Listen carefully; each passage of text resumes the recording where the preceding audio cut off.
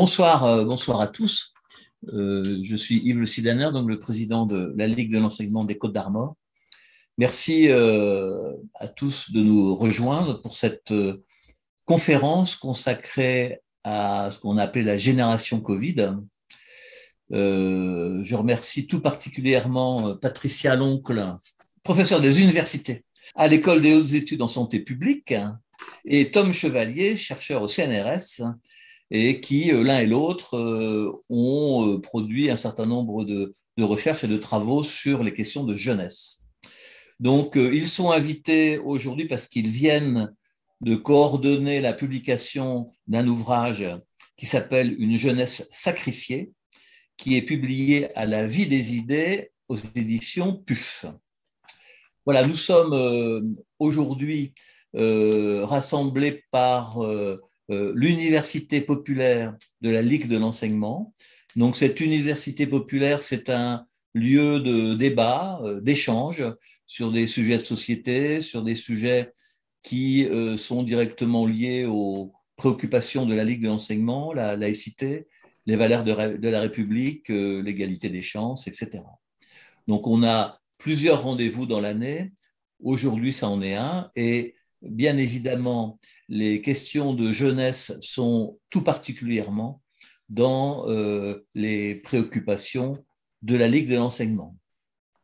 Donc, je vais passer très vite la parole à Tom Chevalier et à Patricia Loncle en précisant que l'animation du débat sera assurée par Alain Le Guyader, qui est philosophe, ancien professeur d'université et membre de la Ligue. Je vous donne les règles pour participer à ce débat, qui sont des règles techniques. Donc, je vous remercie pour ceux qui ne parlent pas de fermer vos micros. Nous allons fonctionner en 6 séquences qui correspondent au chapitre du livre. Et à la fin de chaque séquence, nous ouvrirons un temps de débat d'une dizaine de minutes. Donc, je vous invite à poser vos questions sur le chat et Christophe, qui est notre modérateur et qui est animateur à la Ligue de l'enseignement, il est aussi possible de se faire connaître si on veut parler par l'apparition de la main jaune sur l'écran. Mais sur le chat, c'est plus facile, ce sera plus facile à organiser. Je vous reprécise que cette visioconférence est enregistrée et qu'elle sera mise ensuite sur le site de la Ligue de l'enseignement des Côtes-d'Armor. Je vous laisse la parole et je vous remercie encore infiniment d'avoir accepté notre invitation. À vous. Bonjour à toutes et Voilà. tous. Merci pour l'invitation. On est très content de présenter donc l'ouvrage collectif qu'on a dirigé avec Patricia. On est tous les deux collègues à Rennes. Et du coup, c'est un ouvrage collectif. Hein. Il y a plusieurs chercheurs et chercheuses qui ont contribué à cet ouvrage qui est sorti fin août. Et donc, voilà, l'objectif de cet ouvrage, qu'on va essayer de le présenter vite fait là en introduction avant de rentrer dans les chapitres, c'était voilà, de faire un point sur un point un peu général de vulgarisation sur cette idée de jeunesse sacrifiée, génération sacrifiée. Voilà. Alors, on va commencer tout d'abord par donner une petite définition de ce dont on voulait traiter. Dans le titre, on parle de… en fait, les mots sont choisis à dessein. On a utilisé le terme jeunesse sacrifiée pour éviter l'expression génération sacrifiée, puisque quand on parle de jeunesse, on parle de deux choses différentes. On parle à la fois de génération potentiellement, c'est-à-dire le fait d'être né à un moment donné. Donc aujourd'hui, les jeunes sont d'une génération spécifique, ils sont nés à une année particulière. Mais on peut aussi parler de la jeunesse comme un nouvel âge de la vie. Voilà. Et là, vous n'êtes pas jeune parce que vous êtes né à une année spécifique, mais vous êtes jeune parce que vous avez un âge spécifique qui va bouger, alors que l'année, elle ne bouge pas. Voilà. Donc, quand vous regardez la génération, c'est quelque chose qui reste, alors que quand vous regardez la jeunesse comme une période de la vie, c'est quelque chose qui passe. Voilà, c'est deux choses complètement différentes.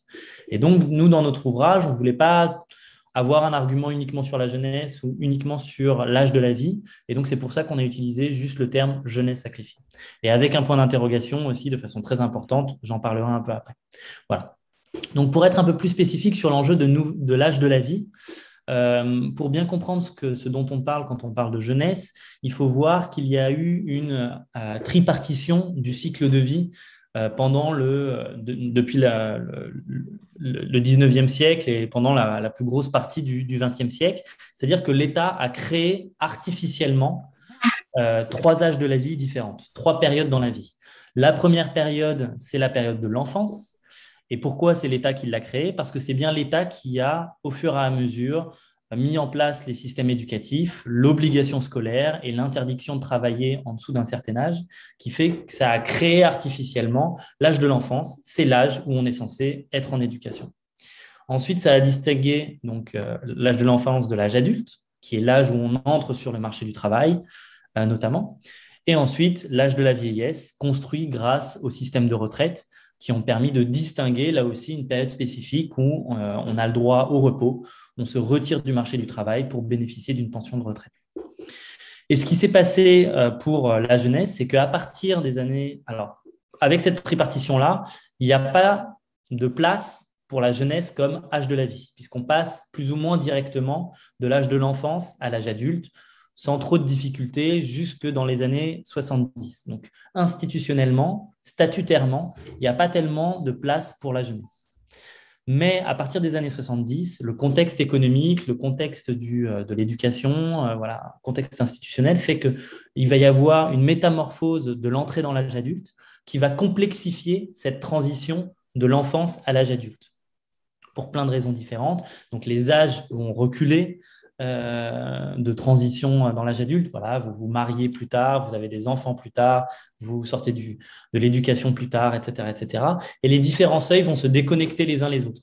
Donc, parfois, vous êtes un adulte sur un seuil et parfois sur une transition. Donc, par exemple, vous quittez le domicile parental, mais parfois, vous restez un enfant sur une autre transition. Par exemple, vous êtes toujours en éducation, si vous êtes un étudiant, par exemple.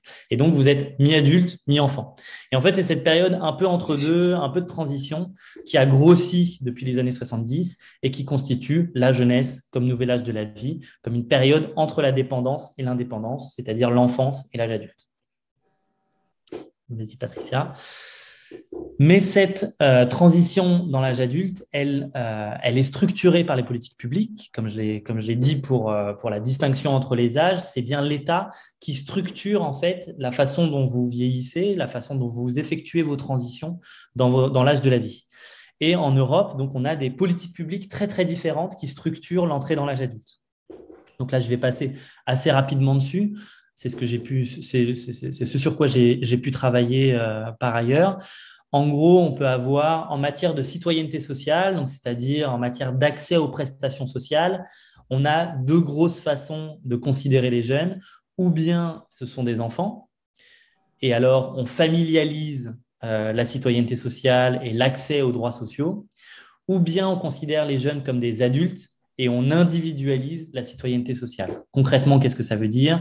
Ça veut dire, par exemple, pour accéder aux prestations sociales, si vous familialisez, parce que vous considérez les jeunes comme des enfants, eh ben, vous mettez en place des limites d'âge qui sont élevées, autour de 25 ans, comme le RSA. Alors que dans les pays qui considèrent les jeunes comme des adultes, ben, vous avez des limites d'âge comme toutes les limites d'âge par ailleurs dans l'action publique, c'est-à-dire plutôt autour de 18 ans. Et vous pouvez accéder en votre nom propre aux prestations sociales dès 18 ans. Mais l'autre façon de structurer l'entrée dans l'âge adulte, ce n'est pas seulement par la protection sociale, c'est aussi par tout simplement l'accès à l'emploi, la façon dont l'État structure l'accès à l'emploi pour les jeunes. Et là, ça a plutôt à voir avec les politiques d'éducation et les politiques de l'emploi. Et là, en gros, voilà, donc c'est l'enjeu de la citoyenneté économique, c'est-à-dire l'accès à l'emploi. Et en gros, ce qui se passe en Europe, c'est qu'on va avoir des pays qui ont une citoyenneté économique sélective. En gros, qu'est-ce que ça veut dire? Ça veut dire que c'est des pays dont le système éducatif est très élitiste. Et comme il est très élitiste, il va produire de très fortes inégalités entre les jeunes parce que le système éducatif est tout entier tourné vers la production d'une élite. C'est ça le principe de l'élitisme. Et donc, l'objectif du système éducatif n'est pas de garantir un niveau minimal de compétences à tous les jeunes. Or, on sait que le niveau de diplôme, le niveau de qualification est devenu absolument central pour accéder à l'emploi. Et donc, cette citoyenneté économique sélective, ça veut dire de fortes inégalités scolaires et donc de fortes inégalités d'accès à l'emploi.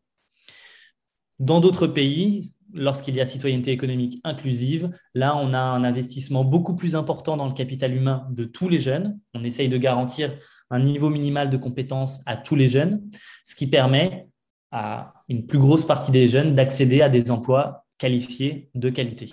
Voilà.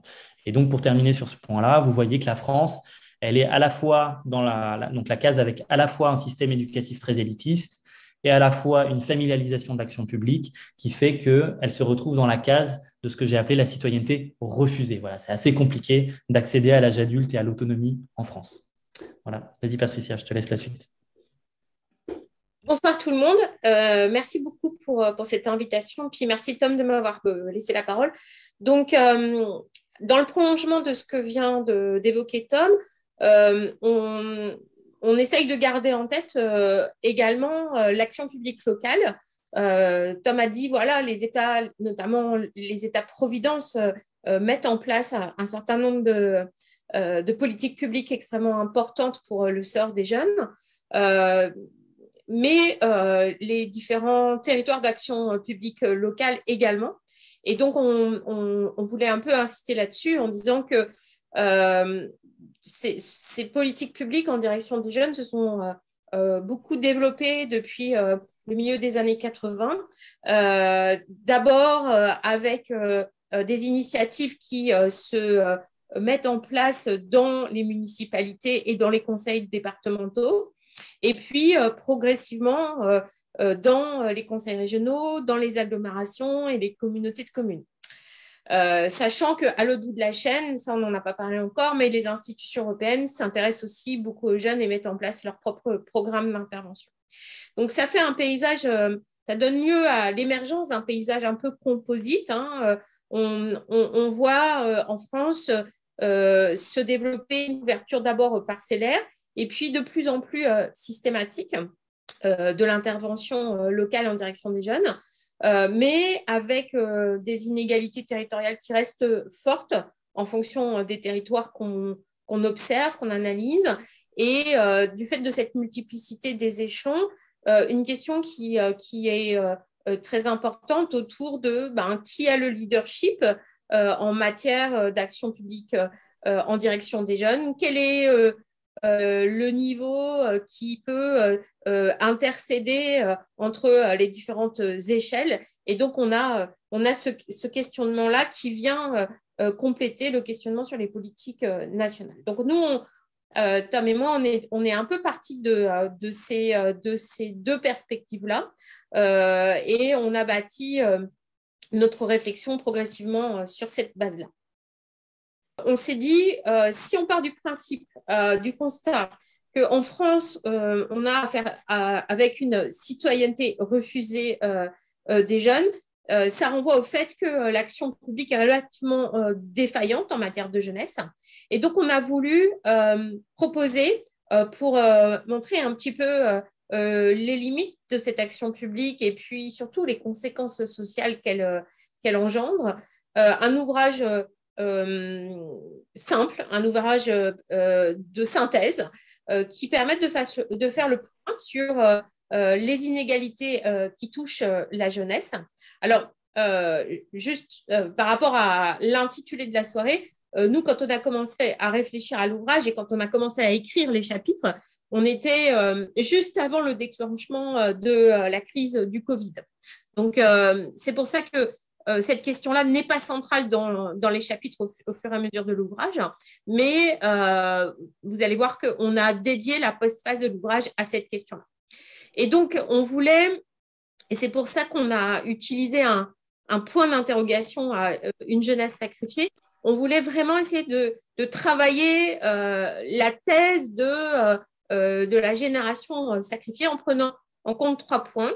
On voulait à la fois insister sur les inégalités intragénérationnelles, on voulait prendre en compte l'action publique et surtout ne pas rester sur une vision misérabiliste ou passive des jeunes et comprendre un peu le contenu de leur réaction par rapport à cette situation et insister sur à la fois leur mobilisation et leurs actions de participation. Donc, on va revenir sur toutes ces dimensions-là dans la présentation.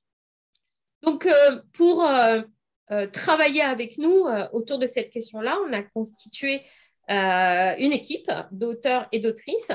Donc, on a demandé des contributions à Camille Penny et Nicolas Charles. Donc, vous allez voir, ils ont tous les deux envisagé la question des inégalités qui touchent les jeunes. On a également mobilisé Léa Lima et Benjamin Vial qui, eux, ont produit un chapitre sur la question du non-recours des jeunes à l'aide publique. Et on a également mobilisé Sarah Picard et Cécile Van de Velde qui ont fait donc un chapitre sur les portraits de la colère chez les jeunes. Voilà, et puis nous, on a rédigé, Tom et moi, l'introduction, un chapitre sur une initiative de participation qu'on va vous présenter tout à l'heure, et donc la postface. Le premier chapitre, donc c'est le chapitre du sociologue Camille Penny, qui travaille sur les enjeux d'inégalité sociale et de génération. Et en gros, l'objectif de ce chapitre, c'était de dresser un petit état des lieux des inégalités. Voilà, c'est ce qu'on lui avait demandé, de dresser un peu ce qu'on peut dire en matière d'inégalité entre les générations et au sein des générations.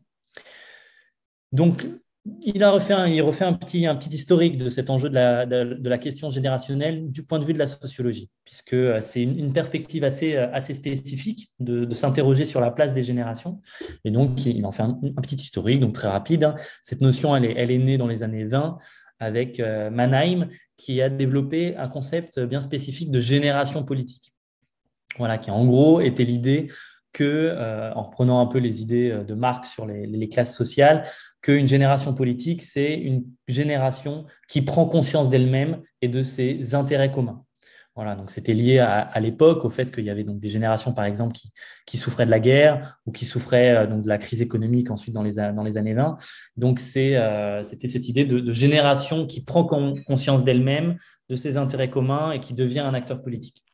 Ensuite, dans les années 50-60, il y a eu, en raison de la massification scolaire, le développement d'ouvrages et d'analyses analysant la culture jeune. Voilà. Donc là, c'était plutôt une ambiguïté entre nouvel âge de la vie, génération, sur les pratiques culturelles des jeunes. Ensuite, il y a eu dans les années 90 quelque chose de plus économique et social avec, en raison des inégalités qui ont émergé après les années 70, il y a eu l'émergence de la question des inégalités entre les générations et du déclassement générationnel, c'est-à-dire cette rupture inédite, donc par exemple c'est la thèse de Louis Chauvel, la rupture inédite avec la loi du progrès générationnel. La loi du progrès générationnel, c'était cette idée que de génération en génération, chaque génération qui vient a des conditions de vie qui s'améliorent. Voilà. Et donc, les enfants ont toujours des conditions de vie meilleures que leurs parents. Et la thèse de Louis Chauvel, c'est qu'à partir des années 70, il y a une rupture avec cette loi du progrès générationnel et qui débouche sur du déclassement générationnel, c'est-à-dire des enfants qui vivent moins bien que leurs parents. Voilà. Et ensuite, le complément politique avec les thèses de Baudelot et Establet qui ont argumenté dans le sens de l'émergence d'une gérontocratie, c'est-à-dire la monopolisation des positions de pouvoir par les générations les plus anciennes. Voilà, donc solidaire avec cette idée de la thèse de Louis Chauvel.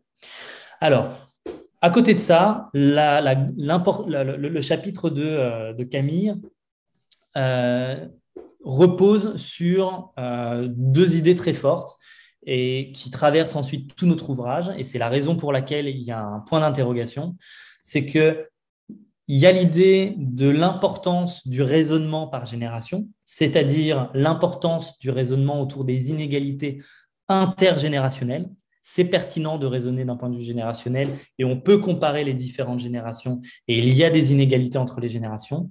Mais, donc ça c'est le premier point, mais il ne faut jamais oublier le fait qu'il y a des inégalités au sein des générations. Les deux ne sont pas contradictoires, les deux ne sont pas exclusifs. C'est comme si vous disiez que dans deux salles, dans deux classes, il y a deux moyennes différentes. C'est pas parce qu'on raisonne en termes de moyenne que la classe entière a 12 parce qu'il y a 12 de moyenne. Voilà, la distribution ensuite des notes peut partir de 5 pour aller à 18, ça ne change pas. Ben, c'est la même chose quand on raisonne en termes d'inégalité générationnelle. C'est pas parce qu'on dit qu'il y a des inégalités entre les générations qu'il n'y a pas d'inégalité au sein des générations. Voilà. Donc, il ne faut surtout pas homogénéiser les générations. Ce n'est pas parce qu'on parle de jeunesse parfois ou de génération d'un point de vue global qu'il faut penser que tous les jeunes se ressemblent. Voilà. Et donc, les jeunes générations sont fracturées par les inégalités sociales. Souvent, on a l'image de la jeunesse étudiante. C'est souvent ce qui transparaît dans les médias. Mais il ne faut pas oublier que sur les 18-25 ans, la jeunesse étudiante, ce n'est qu'une petite moitié. Donc, la majorité des jeunes de 18-25 ans ne sont pas étudiants. Voilà, il faut pas l'oublier. Donc, quand on parle de jeunesse, on pense souvent aux étudiants. Il ne faut surtout pas oublier tous ceux qui ne le sont pas. D'autant plus qu'en France, l'emprise du diplôme est très forte sur les parcours professionnels. Donc, c'est le cas pour tous les pays en général. Voilà, avec la transformation du marché du travail, le niveau de qualification, le niveau de diplôme, je l'ai déjà dit, il est de plus en plus important pour déterminer l'accès à l'emploi. Voilà, donc si vous avez un niveau de diplôme élevé, ben vous êtes davantage protégé du chômage, vous êtes davantage protégé de la pauvreté, vous pouvez prétendre à des emplois de meilleure qualité, mieux rémunérés, etc., etc. Et ça, c'est dans tous les pays. Mais en France, c'est encore plus fort. L'emprise du diplôme, elle est encore plus forte. Votre place dans l'emploi va être très fortement déterminée par votre niveau de diplôme. Et donc, c'est la raison pour laquelle il ne faut vraiment pas oublier tous ces jeunes qui ne vont pas dans l'enseignement supérieur. Et tous ces jeunes, c'est voilà quelques chiffres, c'est environ 100 000 jeunes qui sortent chaque année du système éducatif sans qualification. Et ce sont ces jeunes qui vont être le plus en difficulté sur le marché du travail, qui vont être le plus à risque en matière de pauvreté, qui vont être le plus en galère. Et donc, voilà, c'est ces jeunes qu'il ne faut surtout pas invisibiliser, alors que c'est souvent ce qui se passe quand on parle de jeunesse, quand on pense aux étudiants. Voilà. Donc ça, c'est le premier type d'inégalité qui traverse la jeunesse, le niveau de diplôme. Il est absolument central pour comprendre ce qui se passe. Néanmoins, il ne faut pas sous-estimer les autres types d'inégalités qui traversent la jeunesse. Donc, il y a les inégalités en termes de territoire qui sont très importantes. Ce n'est pas la même chose de venir d'un territoire rural ou de venir d'une grande ville, par exemple. On le sait bien, les travaux de Benoît Coquart l'ont bien montré récemment. Les inégalités aussi en fonction du genre. Ce n'est pas la même chose d'être une femme ou d'être un homme. Il y a eu l'ouvrage récent de Yael Amselem-Mingui sur le sujet, Les filles du coin. Et aussi, on le traite beaucoup moins, mais c'est tout aussi important, les inégalités en termes d'origine ethno-raciale. Il ne faut surtout pas l'oublier. Voilà. Et donc, quand on parle d'inégalité des jeunes, vous le voyez bien, il faut tout penser en même temps. C'est ça qui est un peu compliqué. Parfois, on mélange un peu tout, mais c'est aussi normal parce qu'il faut prendre un peu tout en compte. Vas-y, Patricia. Ah oui, pardon, ça a changé. Voilà, donc ça, c'est le premier point en termes d'inégalité. On regarde les inégalités sociales qui traversent la jeunesse. Donc là, je regarde les inégalités intragénérationnelles. Mais la deuxième façon de regarder les inégalités, c'est de les regarder de façon dynamique. Parce que quand on regarde les inégalités donc, au sein de la jeunesse, en fonction, par exemple, du diplôme, on regarde les inégalités de façon statique. Voilà, on compare les individus. Il faut aussi raisonner d'un point de vue dynamique, c'est-à-dire dans quelle mesure la place que vous avez dans les inégalités, dans la stratification sociale, est elle-même déterminée par vos parents. Voilà, et ça, c'est l'idée de raisonner d'un point de vue dynamique en regardant la mobilité sociale. Dans quelle mesure votre position sociale est déterminée par la position sociale qu'avaient déjà vos parents auparavant. Voilà.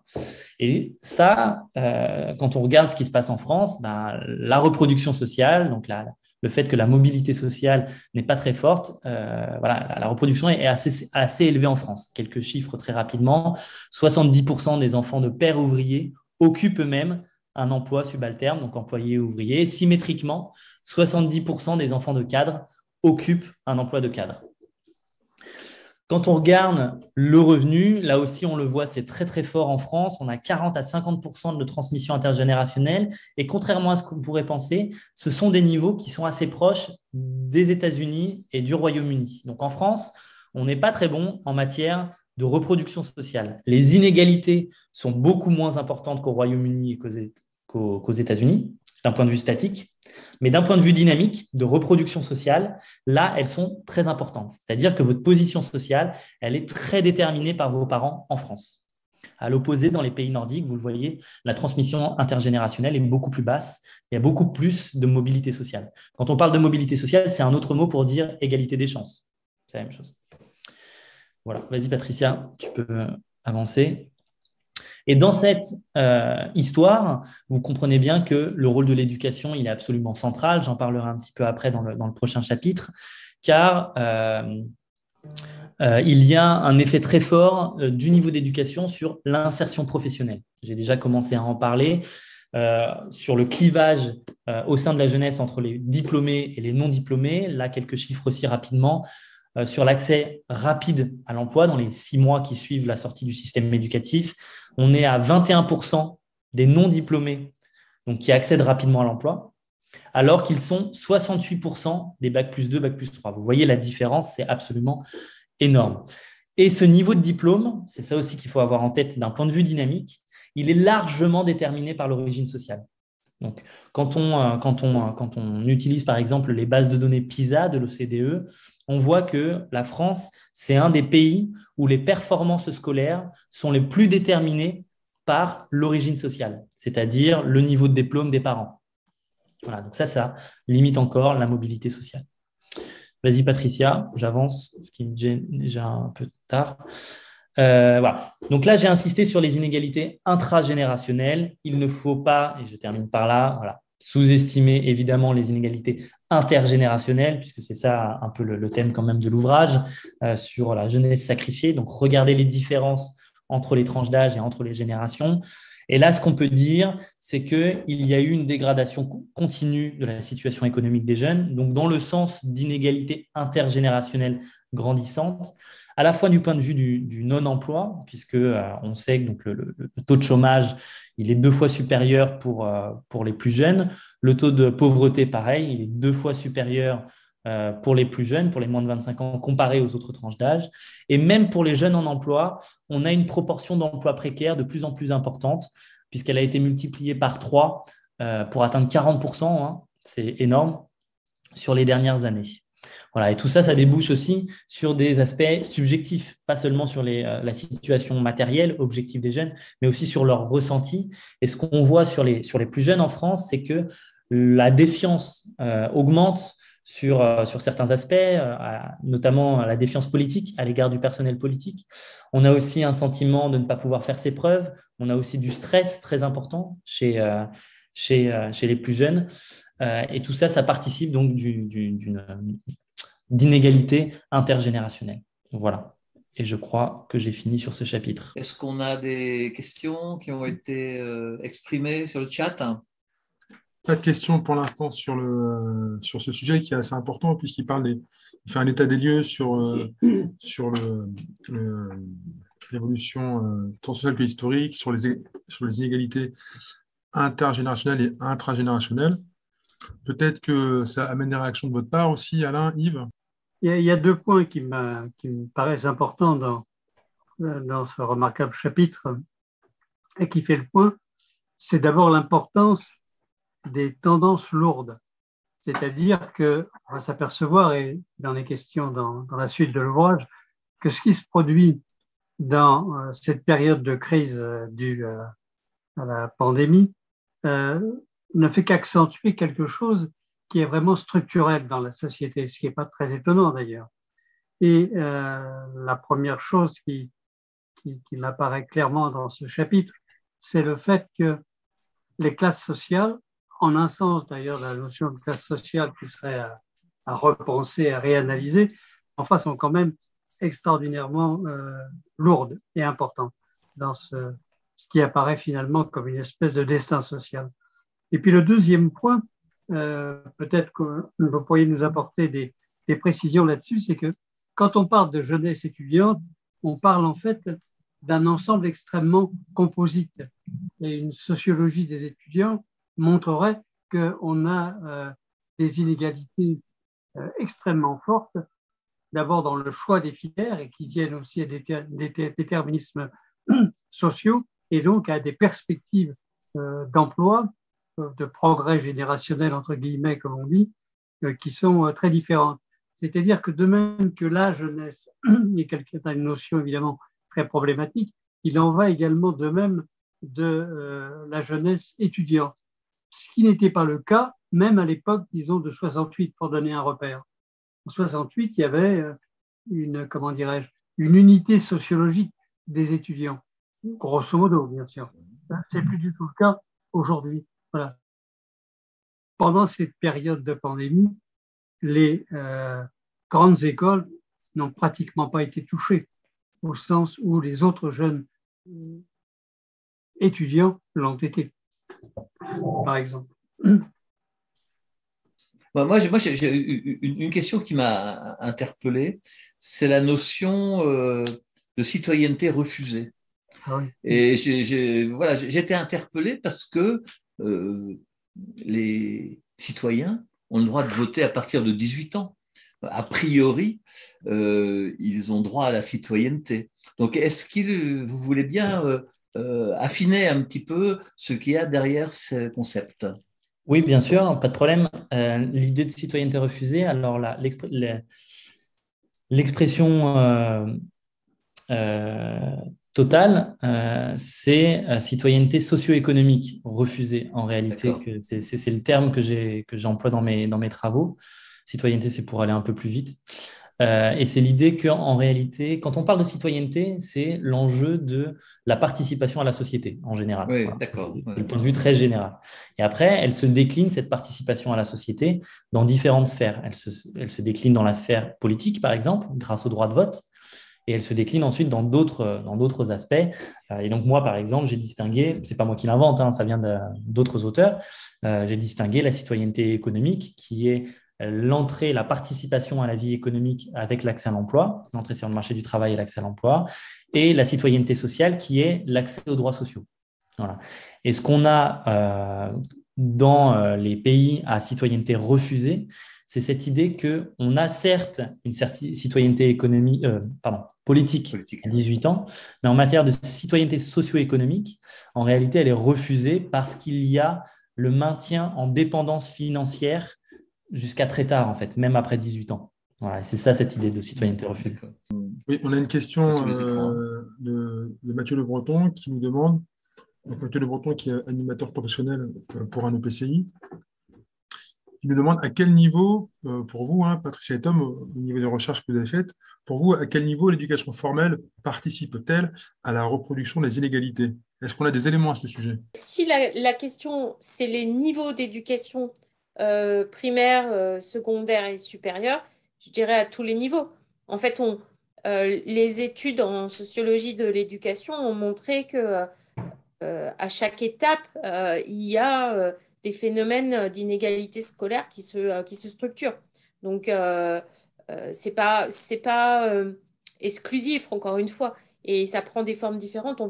On va voir ça tout à l'heure avec le chapitre de Nicolas Charles. Mais effectivement, ce sont tous les niveaux d'éducation qui sont concernés, en fait. Si c'est ça qui était cherché.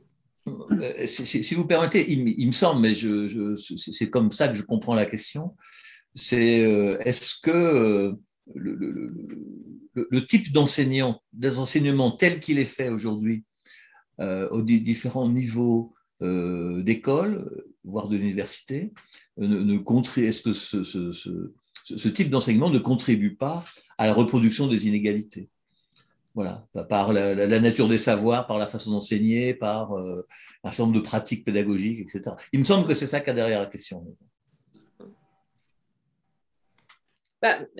Oui, en fait, c'est pareil, en sociologie de l'éducation, on voit bien, les chercheurs qui ont travaillé là-dessus montrent bien que plus il y a une homogénéité entre l'enseignant et une homogénéité sociale entre l'enseignant et les élèves, plus la transmission des savoirs se fait aisément parce qu'on a en face de soi des élèves de l'éducation formelle et qui, du coup, vont appliquer les consignes, etc. Et que plus les élèves sont éloignés de cet univers-là, plus ils ont des difficultés à suivre les enseignements. Et surtout quand ce sont des enseignements descendants qui sont développés dans les classes. Ouais. Il y avait une question effectivement de Canel qui demandait si peut-on dire que la citoyenneté refusée peut toucher toute personne jusqu'à la retraite, voire après. C'est-à-dire peut-on être sur des blocages ou des refus de citoyenneté tout au long de son cursus et même au-delà de la jeunesse et même après dans les parcours professionnels et sociaux. Enfin, le concept de citoyenneté refusée que moi j'ai développé, c'est la jeunesse. Je travaille sur la jeunesse, donc je ne me prononce pas sur l'enjeu de la retraite ou d'autres âges de la vie. Moi, je regarde que la jeunesse. En revanche, on peut tout de même dire que les processus, les mécanismes et les spécificités institutionnelles qui la composent, cette citoyenneté refusée, elle se retrouve en général dans l'État et donc elle peut concerner d'autres tranches d'âge ou d'autres catégories de la population, d'autant plus que les concepts que j'ai utilisés moi pour traiter de la citoyenneté refusée, à la base, c'était des concepts qui n'étaient pas utilisés nécessairement pour la jeunesse. Par exemple, le concept de familialisation, c'est un concept qui vient des analyses féministes, c'est-à-dire elles regardent la situation des femmes dans l'État-providence et pareil pour la citoyenneté économique, avec cette idée pour accéder à l'autonomie, il faut d'abord rentrer sur le marché du travail. Pareil, ça provient des féministes qui disaient ça pour l'autonomisation des femmes. Donc, en fait, c'est des concepts qui, effectivement, peuvent bouger hors du champ de la jeunesse. Alors après, moi, je ne l'ai pas fait sur les autres tranches d'âge et la retraite, mais peut-être que c'est faisable et peut-être que c'est pertinent. C'était autour de la notion, je trouve, très riche, très suggestive de citoyenneté refusée, mais que je verrais peut-être sous un autre angle. Parce que le concept de citoyenneté, c'est un concept politique. Et la notion de citoyenneté sociale, elle date des années 40, 50, au sortir de la Seconde Guerre mondiale, où on considérait que là où il n'y avait pas de droits sociaux et économiques, il ne pouvait pas y avoir de citoyenneté politique complète, effective. Donc, je pense qu'il faut quand même garder cette unité du concept en référence aux politiques.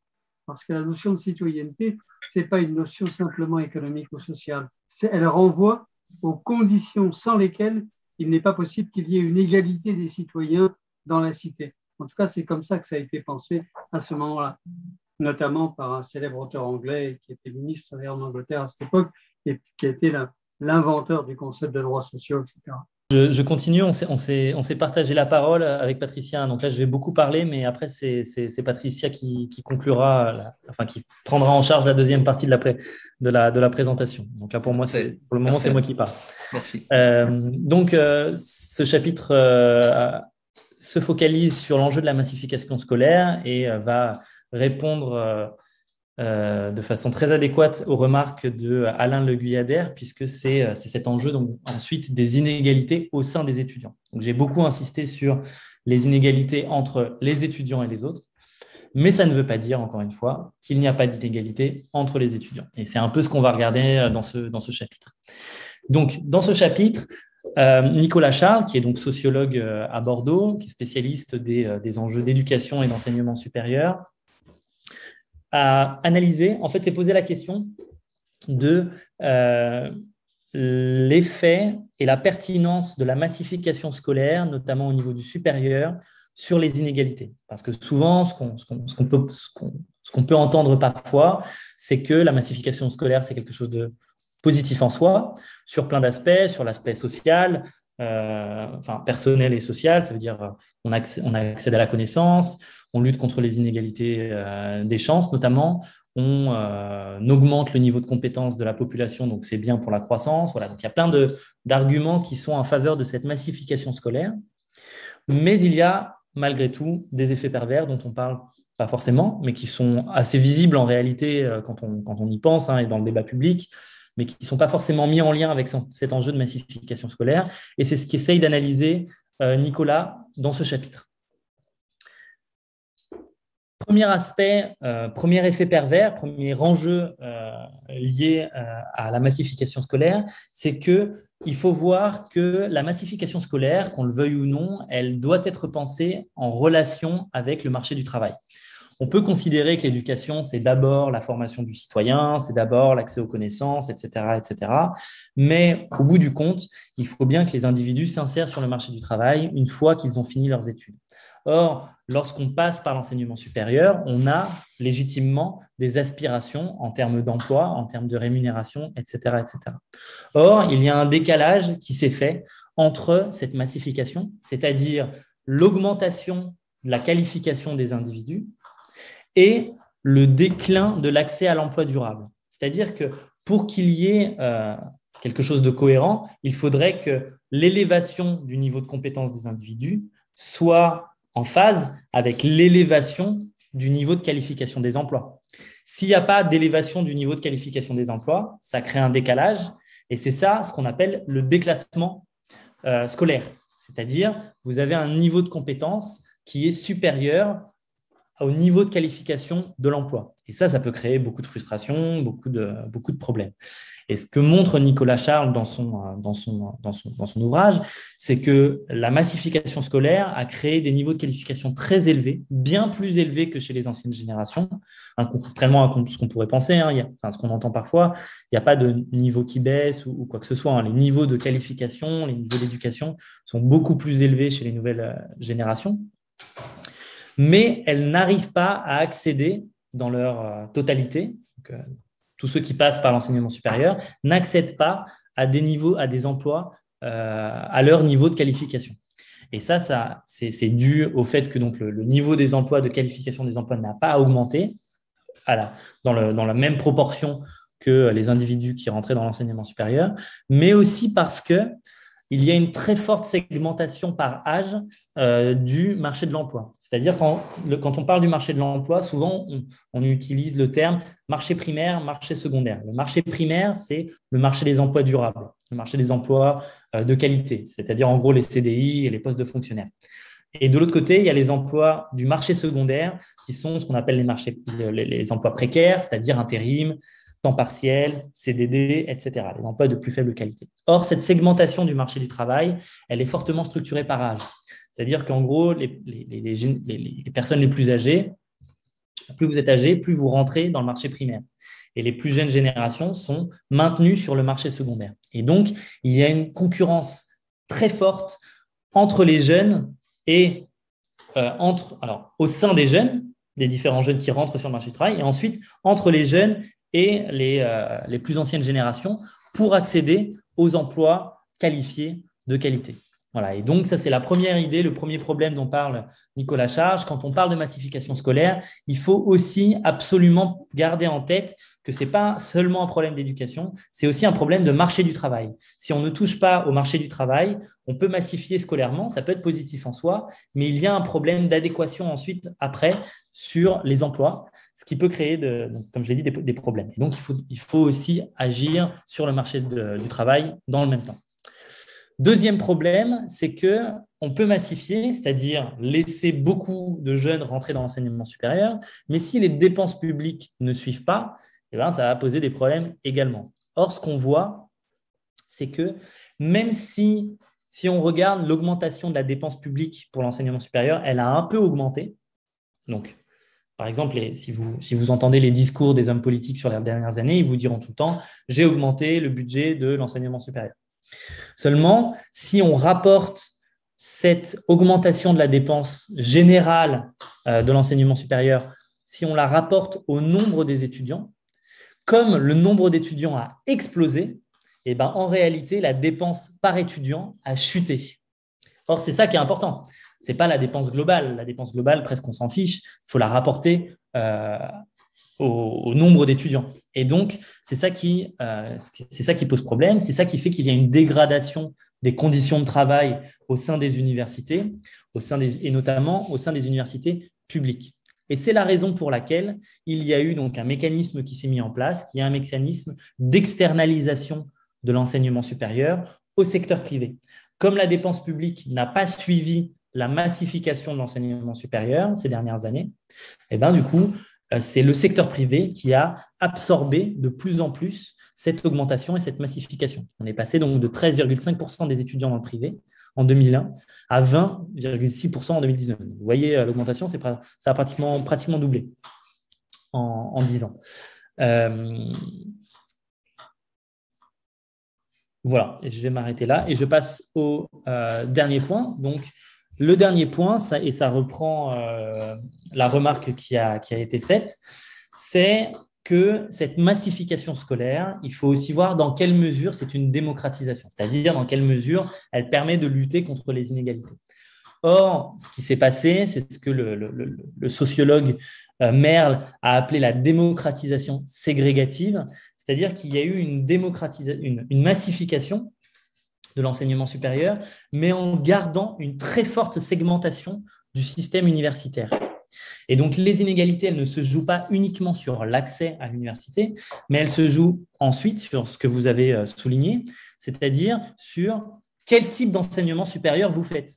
Est-ce que dans quel établissement vous finissez? C'est-à-dire, est-ce que vous allez à l'université ou est-ce que vous allez dans les établissements sélectifs que sont les grandes écoles? Ce n'est pas du tout la même chose. Et ensuite, en fonction de la filière, ce n'est pas du tout la même chose d'aller dans une fac de sciences humaines ou d'aller dans une fac de sciences dures ou de médecine, par exemple. Et donc, ça reproduit en partie les inégalités. D'autant plus que, comme je l'ai déjà mentionné avec le chapitre de Camille Penny, l'emprise scolaire en France est très, très forte. C'est-à-dire que le type de formation que vous allez faire, le niveau de diplôme que vous allez avoir va déterminer très fortement votre position sociale et ce, pour toute votre vie. Il utilise cette métaphore, Nicolas, de TGV pour la France. C'est-à-dire qu'une fois que vous êtes dans le TGV, quand vous êtes à la sortie du secondaire, vous rentrez dans l'enseignement supérieur ou pas, d'ailleurs, vous rentrez dans le TGV, et ben, vous ne pouvez plus descendre, vous ne pouvez plus changer de voie, ça va très vite et c'est très difficile de revenir en arrière, de changer d'avis, d'avoir une deuxième chance, etc., etc. D'autant plus que le retour en formation est quasi inexistant. Voilà, il n'y a pas vraiment de formation continue qui permet de donner une deuxième chance pour les jeunes qui, par exemple, soit n'iraient pas dans l'enseignement supérieur ou soit iraient dans l'enseignement supérieur, mais iraient dans une formation qui ne leur plairait pas ou qui n'est pas très efficace pour leur insertion professionnelle. Voilà. Et tout ça, ça provoque du coup une compétition scolaire très, très forte entre les jeunes et entre les familles, ce qui crée des niveaux de stress très, très forts en France. Quand on regarde les niveaux de stress entre les différents pays, on voit donc que la compétition scolaire et le climat de stress est très, très fort en France. Et c'est une des raisons pour lesquelles Parcoursup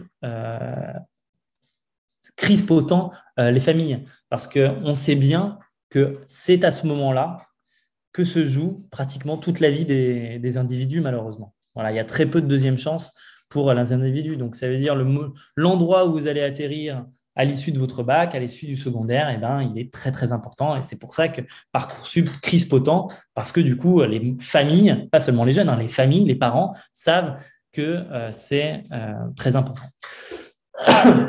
Voilà, donc en conclusion, très rapidement, voilà, il faut bien voir qu'il y a un paradoxe, quelque chose vraiment d'avoir toujours en tête quand on parle d'éducation, c'est que l'éducation peut égaliser, c'est vraiment un facteur donc, d'autonomisation, de lutte contre les inégalités potentiellement, des luttes contre les inégalités des chances, etc., etc. Mais sous certaines conditions, eh ben, elle peut renforcer malgré tout les inégalités sociales, notamment en raison de cette compétition scolaire dont j'ai parlé. Et donc là, l'expansion scolaire qu'on peut avoir en France, elle a eu des effets positifs, mais elle a eu beaucoup d'effets négatifs également, avec ces effets pervers dont j'ai parlé. Comme tout à l'heure, Alain, tu as eu des réactions, Camille? Ou y a-t-il des questions, Christophe? Une petite question au sujet du secteur privé qui absorbe une partie des jeunes post-bac. Est-ce qu'on pourrait avoir quelques précisions? Parce qu'il y a le secteur privé des grandes écoles, mais il y a un autre secteur aussi qui n'est pas celui des grandes écoles. Je parle des petites écoles de commerce, des choses comme ça, quoi. Est-ce qu'on a des indications plus précises là-dessus? Je pose cette question parce que je voudrais savoir si ce sont les mêmes raisons qui font qu'on a une partie des jeunes qui devraient être dans des établissements publics, lycées ou collèges, et qui vont dans le privé. Est-ce que les raisons se retrouvent également à ce niveau supérieur? Et là aussi, il y a des déterminismes sociaux très forts, évidemment.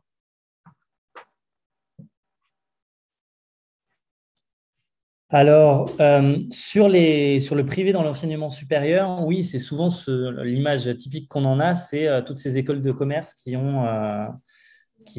sont nées ces dernières années et qui ont absorbé une grosse partie donc, de ces étudiants qui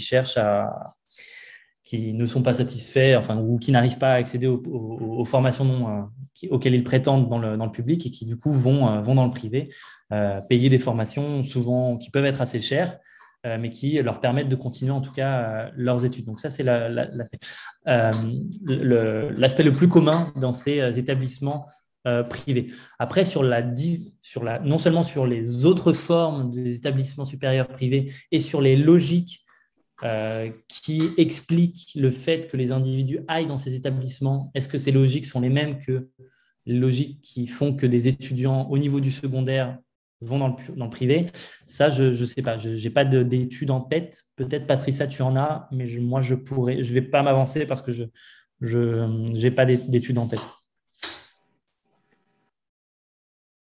Non, moi non plus, mais effectivement, on peut supposer que ce ne sont pas tout à fait les mêmes phénomènes. Pierre Merle, que Tom citait tout à l'heure, a beaucoup travaillé sur le primaire et le secondaire et les ségrégations qui pouvaient se nouer autour de ces établissements publics. Et du coup, la fuite d'une partie des familles vers le privé. Mais à ma connaissance, il n'a pas fait le parallèle avec l'enseignement supérieur. Donc, je ne pense pas que ce soit exactement les mêmes raisons, en fait. Oui. Parce que les étudiants ne sont pas soumis à la carte scolaire et donc ce sont d'autres stratégies, en fait, à mon avis, qui se développent. Mais bon.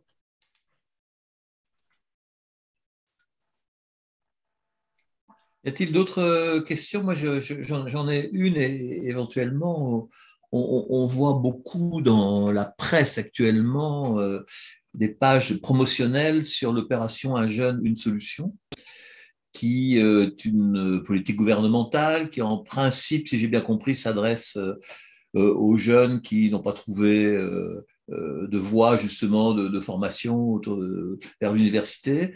Si j'ai bien compris, qu'oriente aussi plutôt vers l'apprentissage. Est-ce que vous pouvez nous dire comment ça se situe et éventuellement ce que vous en pensez? Oui, alors c'est le programme du gouvernement pour aider les jeunes depuis le début de la crise Covid. Donc le plan Un jeune, une solution, c'est beaucoup de mesures, hein. C'est un paquet de mesures, il y en a beaucoup, c'est assez complexe, Oui. Ça touche plein de choses différentes. Mais en gros, il y a deux caractéristiques qu'il faut retenir sur ce programme. Le premier élément, c'est qu'il y a eu beaucoup d'argent qui a été dépensé, il y a beaucoup de choses qui ont été faites et que ça a quand même porté ses fruits, comme pour toutes les dépenses qui ont été faites d'ailleurs pendant la crise. Ça a quand même permis de ne pas se retrouver dans des situations qu'on a pu avoir pendant la crise de 2007-2008, où les situations des jeunes ou de la population en général avaient vraiment plongé du point de vue du chômage, de la pauvreté, etc. Là, même s'il y a eu une dégradation des conditions de vie, a priori, ça a quand même permis de limiter un peu les dégâts. Voilà, donc faut quand même reconnaître ça. Le deuxième point, néanmoins, c'est que le plan Un jeune, une solution, sa spécificité, c'est qu'il y a eu un biais emploi très fort. C'est-à-dire que l'objectif du plan, ça a été beaucoup de préserver ceux qui sont en emploi ou d'aider les jeunes à accéder à l'emploi. Sauf qu'en période de crise, évidemment, il y a plein de jeunes ou de gens en général qui, même s'ils ont envie de trouver un emploi, n'en trouvent pas parce que c'est la crise, voilà, tout simplement. Et donc, ce qui a manqué très fortement avec ce plan, ce sont les mesures sociales de soutien aux revenus. Voilà, donc il y a eu un biais emploi au détriment des politiques sociales et du soutien aux revenus, alors même qu'en raison de la familialisation des politiques publiques en France, il n'y a pas grand-chose pour soutenir les jeunes adultes. Alors, moi, je vais terminer cet enjeu, terminer un peu la partie de l'ouvrage sur les inégalités et l'action publique. Patricia, ensuite, va plutôt traiter aussi des enjeux de participation et de réaction des jeunes, chose que je n'ai pas traité ici. Donc, le troisième chapitre, c'est donc un chapitre de Léa Lima et de Benjamin Vial sur le non-recours. Le non-recours, alors qu'est-ce que c'est pour les gens peut-être qui ne sont pas familiers de cette terminologie? C'est lorsque vous avez droit à quelque chose, à un dispositif public, mais que vous ne recevez pas ce droit, vous ne bénéficiez pas donc du service public alors que vous y avez droit. Et donc, il peut y avoir plein de raisons pour ce non-recours, mais en gros, c'est ça l'idée. Vous avez droit à quelque chose, mais vous ne le recevez pas. Voilà, c'est ça le non-recours. Alors, dans le chapitre, on a 2 points de vue. On a un premier point de vue où, en gros, il y a un point de vue où ça part du bas et un point de vue où ça part du haut. La première partie du chapitre, ça part du bas dans le sens où on part du point de vue des jeunes eux-mêmes. Voilà, on part du point de vue des jeunes sur le non-recours. Et en gros, ce qu'il faut avoir, ce que montrent bien donc, les 2 auteurs, c'est qu'en matière de non-recours juvénile, c'est-à-dire le fait que les jeunes ne demandent pas à recevoir certains dispositifs d'action publique, il y a 2 effets, un effet d'âge et des effets de situation sociale. L'effet d'âge, c'est l'idée qu'on trouve effectivement un non-recours plus important pour les moins de 30 ans. C'est-à-dire que les moins de 30 ans demandent moins souvent les dispositifs, font moins valoir leurs droits que les autres tranches d'âge. Donc, c'est une catégorie d'âge qui est surexposée au non-recours. Et la raison principale de cette surexposition, c'est un enjeu de connaissance et d'information. C'est ce qui se ressort des analyses, notamment donc de Benjamin Vial. Si ça vous intéresse, donc il a fait une thèse sur le sujet, sur le non-recours des jeunes. Et il montre que, effectivement, c'est plus important chez les jeunes parce que les jeunes ont une connaissance plus faible, moins importante des rouages administratifs, de comment fonctionne l'État, de comment fonctionnent les institutions, etc. Ils ne sont pas forcément au courant des droits auxquels ils peuvent prétendre et donc ils font moins la demande de les recevoir et donc il y a plus de non-recours. Voilà. Alors que plus vous vieillissez, tout simplement, plus vous êtes socialisé au démarchage administratif, plus vous avez d'expérience, plus vous avez de connaissances et donc plus vous faites valoir vos droits. Mais il y a aussi une exposition au non-recours qui varie fortement selon la situation sociale et l'âge. Là, vous revoyez un petit peu les 2 piliers dont j'ai déjà parlé dans le chapitre 2, Camille Penny. Il faut regarder les différences entre les âges, c'est le premier aspect. Mais ensuite, quand on regarde une seule génération et une seule tranche d'âge, il faut regarder toutes les inégalités qui traversent cette tranche d'âge. Et donc, même chez les jeunes, on a des différences en fonction de la situation sociale, notamment, puisque vous allez être plus exposé au non-recours si vous avez des difficultés financières, notamment. Ou alors, il y a un petit effet d'âge qui demeure, oui, c'est vrai, mentionné par Benjamin Vial. En fonction de l'âge, vous pouvez être face à des problèmes avec les institutions que vous n'arrivez pas à résoudre en fonction de votre âge aussi. Ça peut jouer. Voilà. Ça, c'est le premier aspect. Donc ça, c'est sur le non-recours. Mais dans ce chapitre, ce qui est aussi analysé par les 2 auteurs, c'est dans quelle mesure, une fois qu'il y a du non-recours, malgré tout, il peut y avoir un cheminement de retour vers les institutions et qui est dû à l'expérience du non-retour. Et donc là, les auteurs identifient 3 cheminements différents, 3 types de cheminements en fonction des différents profils des jeunes. Alors, le premier cheminement, c'est ce qui se passe quand il y a une première période de latence à la sortie du système éducatif. Voilà, donc c'est des jeunes qui, à la fin du système éducatif, ne vont pas tout de suite s'inscrire dans une institution d'insertion, puisque donc, les auteurs se focalisent sur les missions locales. Donc, ils ne vont pas tout de suite s'inscrire dans les missions locales et ils ne vont pas tout de suite demander donc, de l'aide aux missions locales, à faire valoir leurs droits en matière de dispositifs pour le retour à l'insertion. Il va y avoir une espèce de sentiment de liberté. Voilà, à la fin du système éducatif, j'accède à l'autonomie, j'accède à la liberté et donc je ne vais pas tout de suite me rattacher aux missions locales. Mais progressivement, il va y avoir un sentiment d'inutilité, voire de stigmatisation qui va naître avec le temps et qui va faire qu'à un moment donné, il y a un déclic qui se passe et les jeunes vont se tourner vers les missions locales et revenir donc dans les sphères institutionnelles qui leur permettront d'accéder aux dispositifs d'aide à l'insertion professionnelle. Voilà, ça c'est le premier type de cheminement de retour vers les institutions.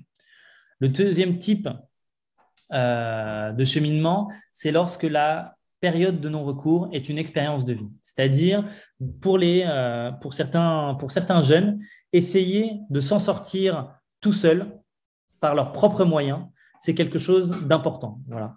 C'est l'idée ils essayent de prendre la revanche sur le système. Par exemple, lorsque ça ne s'est pas bien passé dans le système éducatif, ils ont envie de prendre leur revanche sur le système, de s'en sortir par leurs propres moyens sur le marché du travail, en prouvant leur valeur sur le marché du travail. Sauf que ça ne va pas forcément être possible, ça va plus ou moins être compliqué à faire. Et donc, il va y avoir potentiellement, là aussi avec le temps, à un moment donné, un déclic qui va faire que les jeunes vont retourner vers les institutions, souvent motivés par l'envie de reprendre une formation professionnelle pour changer de vie. Troisième type de cheminement, c'est le cheminement du temps perdu. Voilà. Et là, c'est plutôt l'idée de… Voilà, c'est des parcours très, très compliqués où la jeunesse est vraiment un parcours du combattant dans lequel on enchaîne les galères et on va se résigner au bout d'un moment à solliciter l'aide publique faute de pouvoir s'en sortir autrement. Voilà. Donc là, c'est les parcours les plus compliqués, les plus en difficulté pour les jeunes.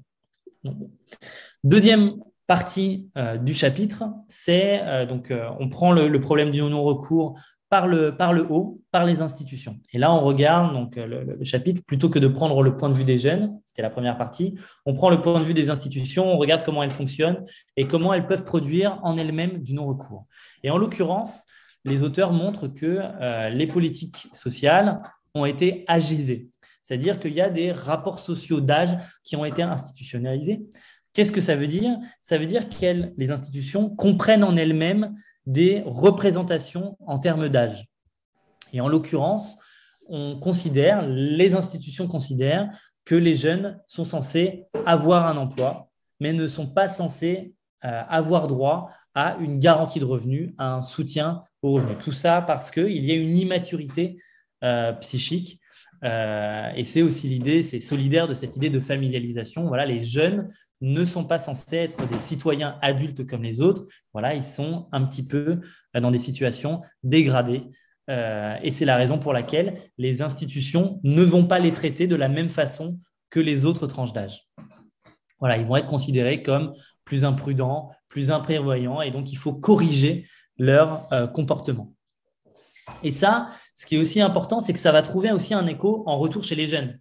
Voilà, le fait qu'il y ait un discours de la sorte par les institutions, par les décideurs, mais aussi par les professionnels des jeunesses parfois, eh ben, ça va être intériorisé potentiellement par les jeunes qui eux-mêmes donc vont intérioriser ces normes et ne vont pas du coup demander les dispositifs auxquels ils ont droit, puisqu'ils vont avoir envie d'être reconnus pour leurs propres valeurs et donc ils ne vont pas demander la charité, etc.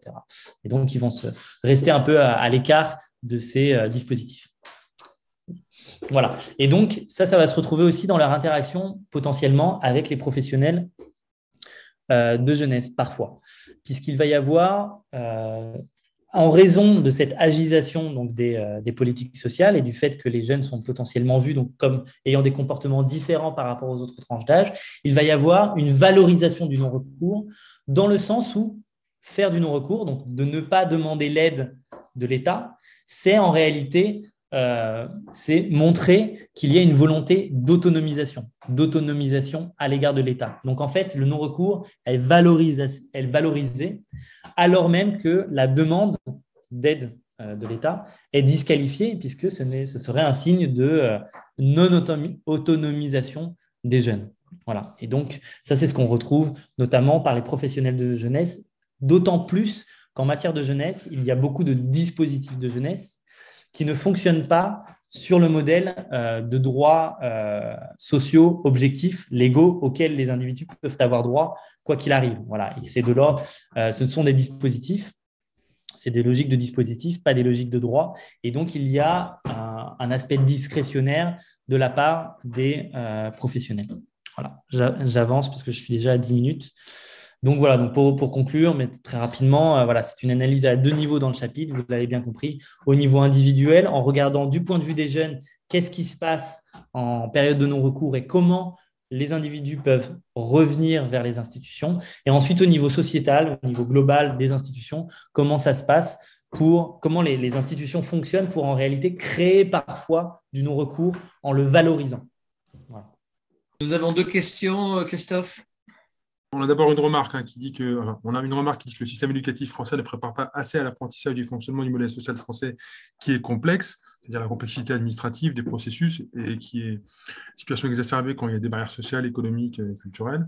Il y a un questionnement qui essaie de voir si la dématérialisation de l'accès au droit, le fait que maintenant beaucoup d'accès au droit passe par le numérique, est-ce que ça a eu un impact sur l'évolution du non-recours ou pas? Alors, cette dématérialisation, bien sûr, on voit qu'elle concerne les jeunes dans leur propre action et non pas les jeunes qui sont face à des professionnels qui vont les accepter ou pas dans un dispositif.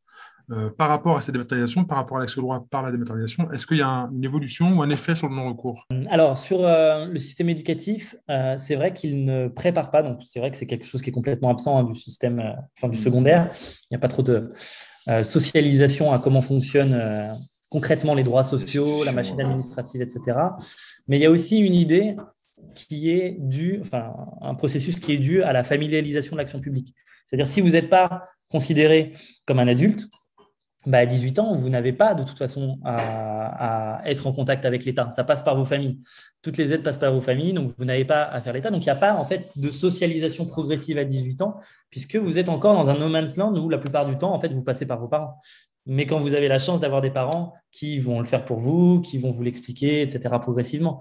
Quand ce n'est pas le cas, voilà, ça pose problème. Si il y avait une reconnaissance du statut d'adulte à 18 ans et que vous aviez accès à des droits objectifs dès 18 ans, ce serait complètement différent. La socialisation serait beaucoup plus précoce. Premier point. Deuxième point sur la dématérialisation.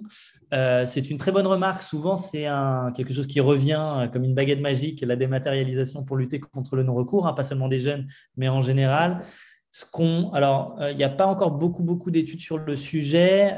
Ça se développe, peut-être Patricia t'en aura en tête, mais il y a eu récemment, par exemple, un rapport du défenseur des droits qui l'a encore rappelé que la dématérialisation, au contraire, pouvait renforcer les inégalités parce qu'il y a de très, très fortes inégalités en fait, de compétences en la matière, de compétences numériques, même d'accès aux ordinateurs, d'accès à Internet, etc., etc.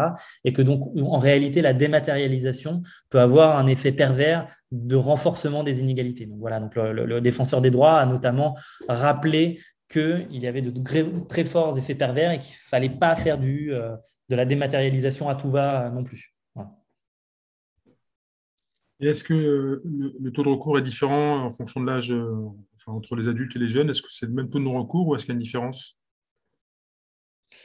Non, c'est ce que dit Benjamin Vial. Il y a une surexposition des jeunes au non-recours. Donc, il y a plus de non-recours chez les jeunes, a priori. J'ajoute juste un chiffre pour information. J'ai lu récemment que le 30% des bénéficiaires potentiels au RSA ne faisaient pas appel au RSA. On passe au portrait de la colère chez des jeunes adultes. Cette deuxième partie de l'ouvrage, comme le disait Tom tout à l'heure, Elle est un petit peu différente. Donc, vous voyez, dans la première partie, on a vraiment beaucoup insisté sur les inégalités sociales, les difficultés des jeunes vis-à-vis de l'action publique. Dans la deuxième partie, c'était notre intention, c'était de revenir sur notre point d'interrogation et de montrer que les jeunes n'étaient pas seulement des victimes des inégalités sociales, des difficultés à les atteindre par l'aide publique, mais également des personnes en action qui pouvaient réagir, être en capacité de réagir par rapport à ces inégalités sociales. Donc, on a consacré 2 chapitres à cette question-là. Donc, le premier des 2, c'est un chapitre qui a été produit par Sarah Picard et Cécile Van de Velde, l'une étant à Sorbonne Nouvelle, Sarah Picard, et Cécile Van de Velde, au moment de l'écriture, était encore à Montréal. Aujourd'hui, elle est aux États-Unis. Donc, ce qu'elles ont voulu montrer, ces 2 autrices, dans leur chapitre, c'est que la succession de crises auxquelles les jeunes font face entraînent des formes de colère assez fortes, et ces formes de colère entraînent des mobilisations politiques. Donc, elle souligne, pour commencer, le fait que la jeune génération contemporaine a connu, d'une part, depuis sa naissance, le néolibéralisme, et d'autre part, une série de crises depuis son enfance, crise financière, écologique, sanitaire aujourd'hui. Elle a connu aussi un prolongement des transitions vers l'autonomie, vers l'âge adulte, une montée des incertitudes. Et tout ça crée chez les jeunes de fortes émotions. Tom a parlé de stress tout à l'heure, mais également de la peur, de la détresse, de l'incertitude, qui amènent à l'espoir, à la révolte, à la colère. Et tout ça, ça produit chez les jeunes des changements dans les modes de participation politique. Tout d'abord avec un rapport aux urnes qui a tendance à évoluer. On observe une montée de l'abstention chez l'ensemble de la population, mais en particulier chez les jeunes. On observe une polarisation vers les votes radicaux, les votes anti-système. Mais ça crée aussi des changements dans la conduite des existences. On va observer chez les jeunes une tendance croissante à l'expression politique dans la manière de vivre sa vie, on va y revenir, et le développement également d'actions politiques non électorales où la colère peut être envisagée comme un catalyseur de mobilisation. Donc, pour montrer un petit peu ce qu'elles veulent analyser, elles ont produit 3 portraits de jeunes. Donc, le premier portrait, c'est le portrait d'Henri, qui dit vouloir, je les cite, faire éclater le système. Donc, Henri a 27 ans au moment où les autrices le rencontrent. Il vient de Dunkerque et elles font un entretien avec lui à l'occasion d'une manifestation des Gilets jaunes à Paris. Et au cours de cet entretien, Henri explique que, je le cite, il a un réservoir de colère, une colère enfouie, et il évoque l'impression de devoir survivre, d'être écrasé par le système. Et donc, il dit qu'il va voter pour Marine Le Pen car c'est la seule qui peut, selon lui, donner un coup de pied dans la fourmilière et faire éclater le système. Il déclare aussi vouloir adhérer à la parole qu'elle incarne en disant « elle parle de nous ». Et ce qui est intéressant, c'est que pour lui, le « nous » est associé aux petits, à ceux qui sont vus comme petits, tandis que le système est associé à là-haut. Il évoque ensuite sa colère plus récente avec les Gilets jaunes et il explique que c'est la première fois qu'il va dans la rue et qu'il dit qu'il n'est pas quelqu'un de très politique. Donc, ce portrait, il est intéressant parce que il donne à voir une figure d'une personne qui a accumulé finalement différents types de colère silencieuses. Et ça renvoie en fait à une partie de la population des jeunes qui se trouve dans les catégories les plus paupérisées de la société qui a connu très souvent des mises en échec répétées, notamment à travers le système scolaire et les difficultés d'entrée sur le marché du travail, en tous les cas de manière un peu stable. Et ça va produire un rejet anti-système et une scission radicale dans le discours entre le nous et le eux. Donc ça, c'était le premier portrait. Le deuxième portrait, c'est le portrait de Lila, que les autrices ont appelé « Le politique est ailleurs, il est dans nos vies ». Donc Lila, c'est une jeune femme diplômée d'un Master 2 qui a 24 ans au moment de l'entretien. Elle est française et elle vit à Montréal. Et elle se définit comme étant à la marge. Elle dit qu'elle vit de débrouille. Donc, elle finit son diplôme de master, là, de maîtrise, comme on dit au Québec, d'anthropologie. Elle est en colère, notamment parce qu'elle s'est fait expulser de sa colocation, parce qu'avec ses colocataires, ils avaient 2 chiens. Et elle explique que depuis toute petite, en fait, elle a une très forte colère qui est liée à une forte sensibilité aux inégalités sociales, à la fois de par son expérience individuelle et de ce qu'elle a pu observer d'un point de vue collectif. Donc, pour elle, c'est une colère qui est politique. Contrairement à Henri tout à l'heure, elle dit « ma colère est politique, elle est transnationale parce que les politiques néolibérales sont partout ». Et elle continue en disant « pour moi, le politique, ce n'est pas dans le politique institutionnalisé, il est ailleurs, il est dans nos vies, il est dans chaque chose qu'on fait ». Et ça, c'est vraiment extrêmement intéressant. Sarah Picard, par ailleurs, a travaillé sur ces phénomènes-là. Elle appelle ça le do-it-yourself politique, le bricolage politique. Et on peut en conclure 2 enseignements. C'est que toutes les colères juvéniles ne vont pas s'exprimer par le vote, loin de là. On va voir un refus des règles du jeu et des règles de l'offre représentative, ce qui ne veut pas dire que les jeunes n'ont pas un avis sur le fonctionnement représentatif, et ce qui ne veut pas dire non plus qu'ils ne se positionnent pas dans une perspective politique.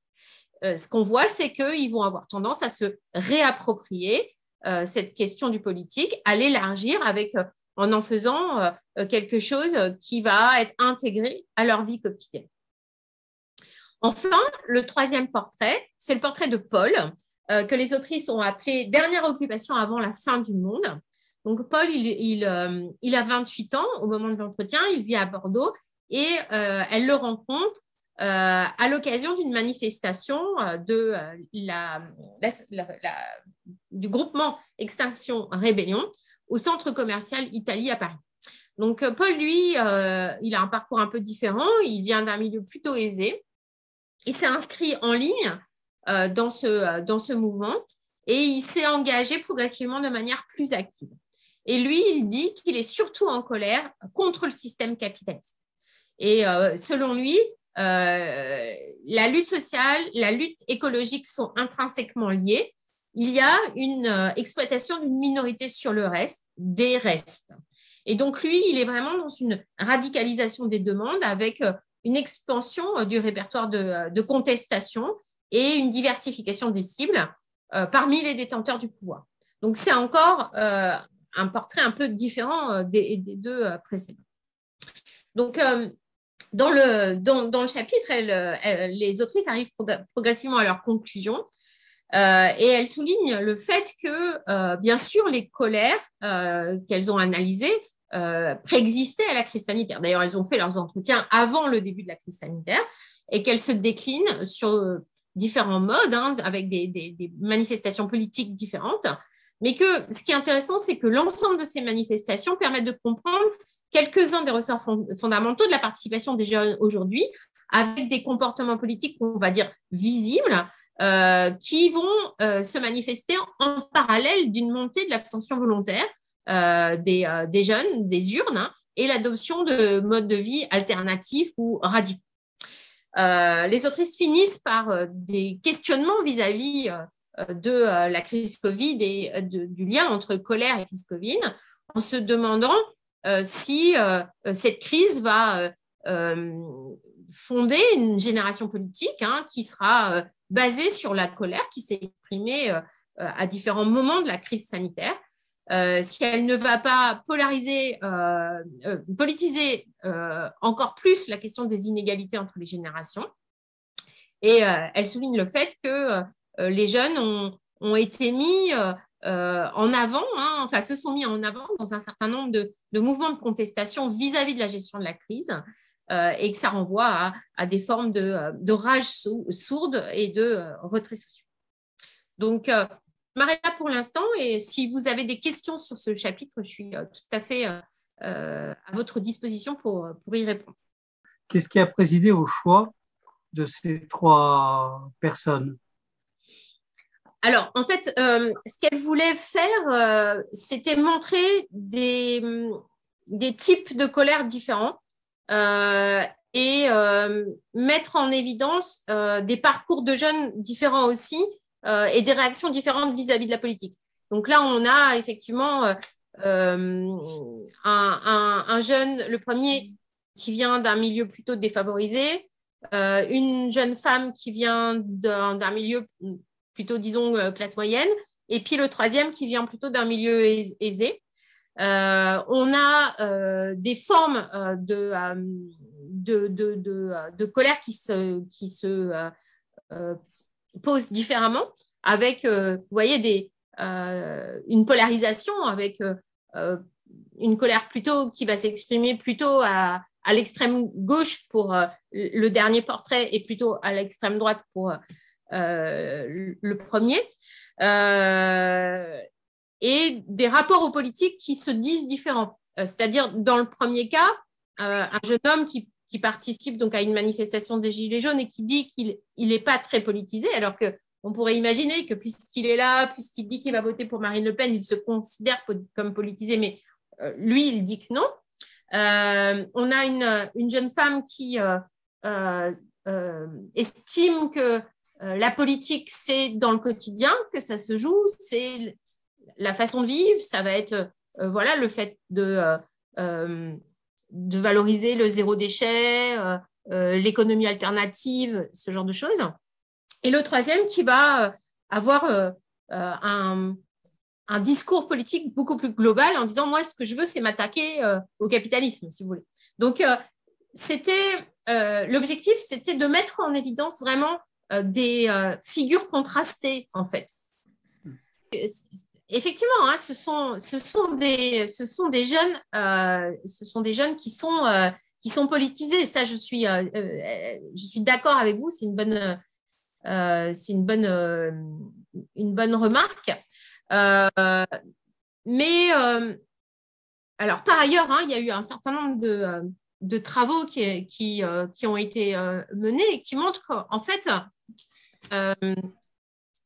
les jeunes ont plutôt tendance à se désintéresser du jeu politique qu'à se désintéresser de la question du politique au sens large. C'est-à-dire que quand on les interroge, énormément d'entre eux vont signer des pétitions, boycotter des produits,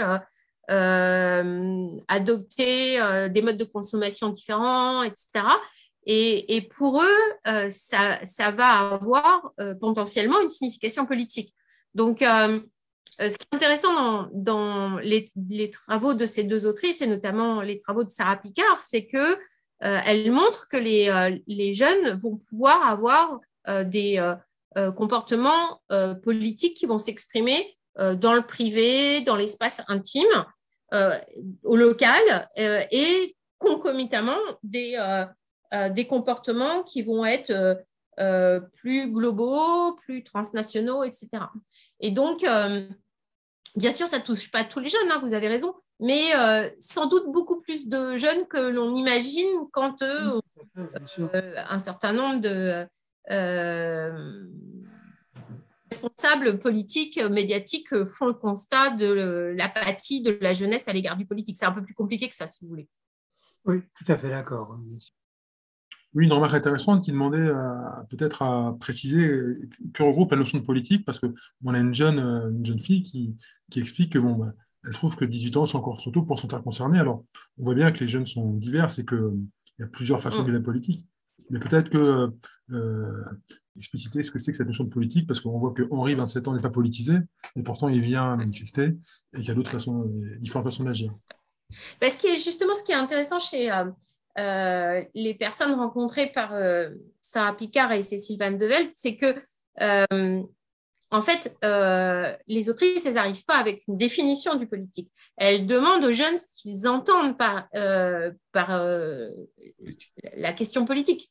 Donc, en fait, elles leur demandent, selon eux, c'est quoi le politique? Et c'est ça qui est intéressant, en fait. C'est qu'on va avoir des définitions qui vont être différentes en fonction des individus auxquels on s'adresse. Et effectivement, Henri, lui, il estime qu'il n'est pas dans le... Enfin, voilà, c'est pas la politique qu'il touche. Ce qu'il touche, c'est le sentiment d'être relégué, si vous voulez. Donc, ce commentaire que vous faites, il est tout à fait intéressant parce qu'effectivement, dans les réponses, on a des définitions du politique qui sont différentes. Et dans le portrait de Lila, par exemple, moi je trouve ça vraiment intéressant parce que Lila, elle considère que le politique, c'est partout, c'est tous les jours, c'est dans le quotidien, c'est dans la manière de consommer, dans la manière de se déplacer. Et donc, pour elle, on trouve le politique partout. Donc, en fonction des individus, les définitions ne vont pas nécessairement être les mêmes. Et ce qui est intéressant dans ce que vous dites, c'est le vote à 18 ans. Vous dites c'est trop tôt. Et ce qui est intéressant, c'est qu'en ce moment, il y a quand même de nombreux débats pour savoir s'il ne faudrait pas descendre le droit de vote à 16 ans, l'abaisser, comme c'est le cas dans un certain nombre de pays. Donc voilà, c'est un débat qui est tout à fait intéressant et je vous remercie de l'avoir pointé parce que vous voyez, il y a vraiment des façons de voir différentes en fonction des gens et aujourd'hui, c'est vraiment un élément de débat public tout à fait important.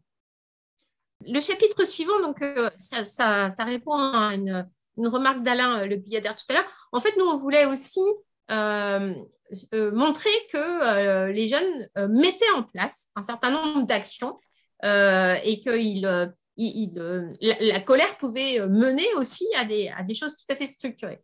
Et donc, pour faire ça, on s'est intéressé donc, à un exemple d'initiatives portées par des jeunes à Rennes. Et d'ailleurs, la photo que vous voyez là, hein, c'est une photo d'un des projets qui est actuellement mis en place. C'est un projet Erasmus+, sur la façon de privilégier des espaces pour les jeunes dans les villes européennes. Donc nous, ce qu'on voulait, c'était s'intéresser à la manière dont les jeunes peuvent se mobiliser pour faire évoluer l'action publique. Donc, pour faire ça, on a choisi ce qu'on appelle en sciences sociales une approche monographique. Donc, on s'est basé sur un exemple pour montrer que dans un espace local donné, dans un espace social singulier, on pouvait mettre en évidence des mécanismes assez fins. Et donc, c'est ça qui nous a conduit à privilégier cette approche pour interroger la relation entre jeunesse, participation politique et politique publique. Donc, pour faire ça, on a pris l'exemple de COP-ESCEM. Donc, COP-ESCEM, c'est un bureau d'études coopératif qui est spécialisé dans l'analyse des politiques publiques, et la mise en œuvre des politiques publiques de jeunesse. C'est une coopérative qui émane de l'association préexistante qui s'appelait Cœur ESCEM, dont l'objectif est d'accompagner le développement d'actions publiques en faveur de l'émancipation sociale, économique, culturelle et politique des jeunes adultes. Donc, c'est comme ça que se présente COP-ESCEM sur son site internet. Donc, c'est une coopérative qui a vu le jour il y a 2 ans maintenant.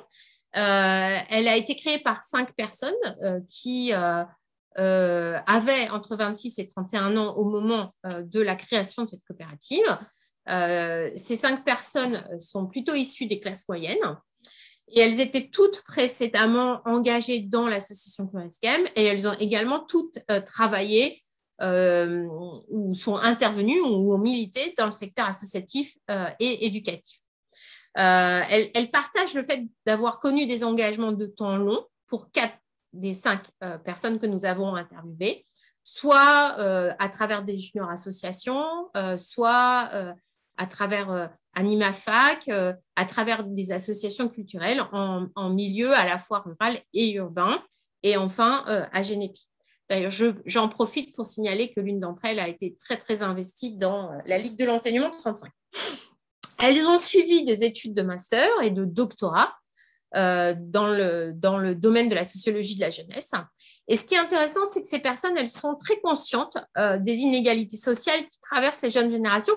Et ça boucle la boucle avec la première partie de l'ouvrage, hein, parce qu'en fait, en mettant en place cette coopérative, elles entendent aussi tenter d'agir sur les inégalités sociales. Et donc, dans l'entretien collectif qu'on a mené avec elles soutiennent ces personnes à un moment. En tout cas, si on reprend un peu la partie histoire, justement la création de la COP, pour moi, ça a un sens aussi de ce point de vue-là, de réfléchir à notre rôle dans la transformation des inégalités, dans des systèmes qui pourraient être plus équitables ou plus égaux. Et donc, elles cherchent à articuler parcours d'engagement et dans la création de la COPESCEM, expérience professionnelle. Elles essayent de trouver du sens dans cette coopérative en créant finalement leur propre emploi. Et donc, l'un des autres membres fondateurs dit par exemple « Je voulais poursuivre mon engagement et tendre vers un chemin professionnel où je traite ces problématiques d'inégalité sociale notamment. » Donc, dans COPESCEM, ce qu'on peut souligner, c'est que la participation politique, c'est vraiment une valeur. Selon les membres de cette coopérative, il y a des points communs entre leurs différents projets de participation des jeunes, qui sont ces points communs, la réduction des inégalités sociales, le désenchantement par rapport au pouvoir public, hein, donc ça, ce qu'on a vu dans le chapitre précédent, pouvoirs publics qui sont perçus comme produisant des réponses inadaptées, voire injustes dans le domaine des politiques sociales, et donc, de leur part, une volonté de développer des actions horizontales, inspirées des méthodes de l'éducation populaire, des actions plus respectueuses, hein, finalement, des publics.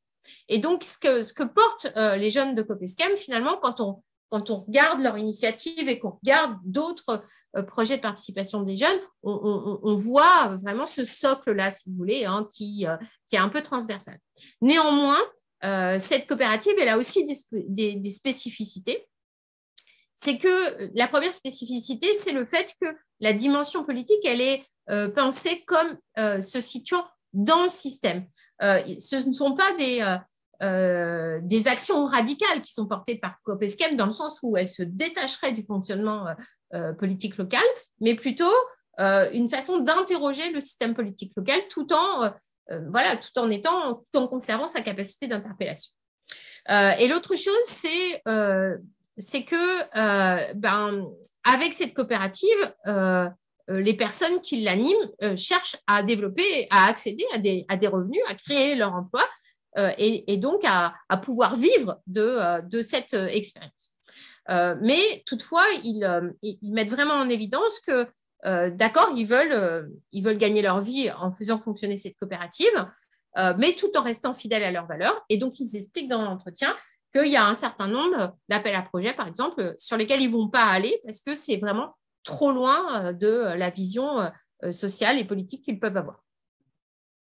Donc, pour finir, on peut se demander, cet exemple-là, est-ce qu'il a une capacité d'interpellation des pouvoirs publics locaux et dans quelle mesure est-ce qu'il peut vraiment faire évoluer les politiques locales et les inégalités sociales qui touchent les jeunes. Donc, ce qui est intéressant, c'est que les personnes de la COPESCEM vont développer une certaine distance par rapport aux canaux partisans habituels, hein, par rapport à l'engagement dans les partis politiques ou dans des expériences de participation formelles, mais ils vont en même temps travailler sur les politiques publiques qui sont adressées aux jeunes dans le territoire, en disant vouloir s'inscrire dans le jeu politique local, en faisant référence à leur passé militant, au savoir acquis pendant leurs études, etc. Et donc, ils veulent, en fait, ils entendent, ils espèrent pouvoir infléchir le contenu des politiques publiques locales qui s'adressent à la jeunesse, en développant à la fois des méthodes favorables à un meilleur recueil de la parole des jeunes, en instaurant un dialogue avec les décideurs et en construisant leur propre espace politique. Donc, de ce point de vue-là, on a trouvé que vraiment cette expérience illustre finalement les capacités des jeunes à entrer en dialogue avec les pouvoirs publics et à infléchir le contenu des politiques publiques. Je m'arrête là pour l'instant. À ce moment du débat, on commence à parler de l'associatif, parce que jusqu'à présent, il était quand même très absent, et donc ça peut donner l'idée, qui n'est peut-être pas fausse d'ailleurs, hein, mais qui mériterait d'être vérifiée, ça peut donner l'idée que les jeunes ne se retrouvent pas dans l'action associative, et ça nous interroge, nous, responsables d'associations. Voilà, est-ce que l'associatif est vraiment présent? Est-ce qu'il est marginal? Est-ce qu'il n'est pas assez intéressant pour qu'on puisse regarder de près comment ça marche? Voilà, donc c'est un peu ces questions-là que je voulais vous poser. Alors, merci beaucoup. Alors, en fait, là, vous voyez, c'est l'intérêt et la limite de l'approche monographique, c'est-à-dire qu'on s'est intéressé à un exemple particulier. Alors, effectivement, COP-ESCEM s'inscrit dans le paysage associatif local et est extrêmement en lien à la fois avec les associations d'éducation populaire du territoire et, disons, non formelles, traditionnelles, hein, qui sont implantées, mais aussi avec les associations qui peuvent se revendiquer aussi de l'éducation populaire, mais qui sont plus directement portées par les jeunes, avec pas nécessairement de professionnels salariés, etc. Donc, ils s'inscrivent dans ce paysage local-là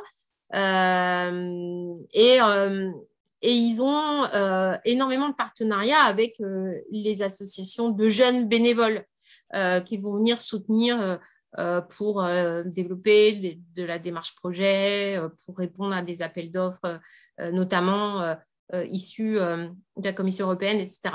Donc, oui, le modèle associatif est un modèle dans lequel ils sont totalement inscrits dans le territoire rennais. Avec cette capacité qui est assez intéressante, je trouve, hein, à travailler à la fois avec les associations les plus institutionnalisées, professionnalisées, qui ont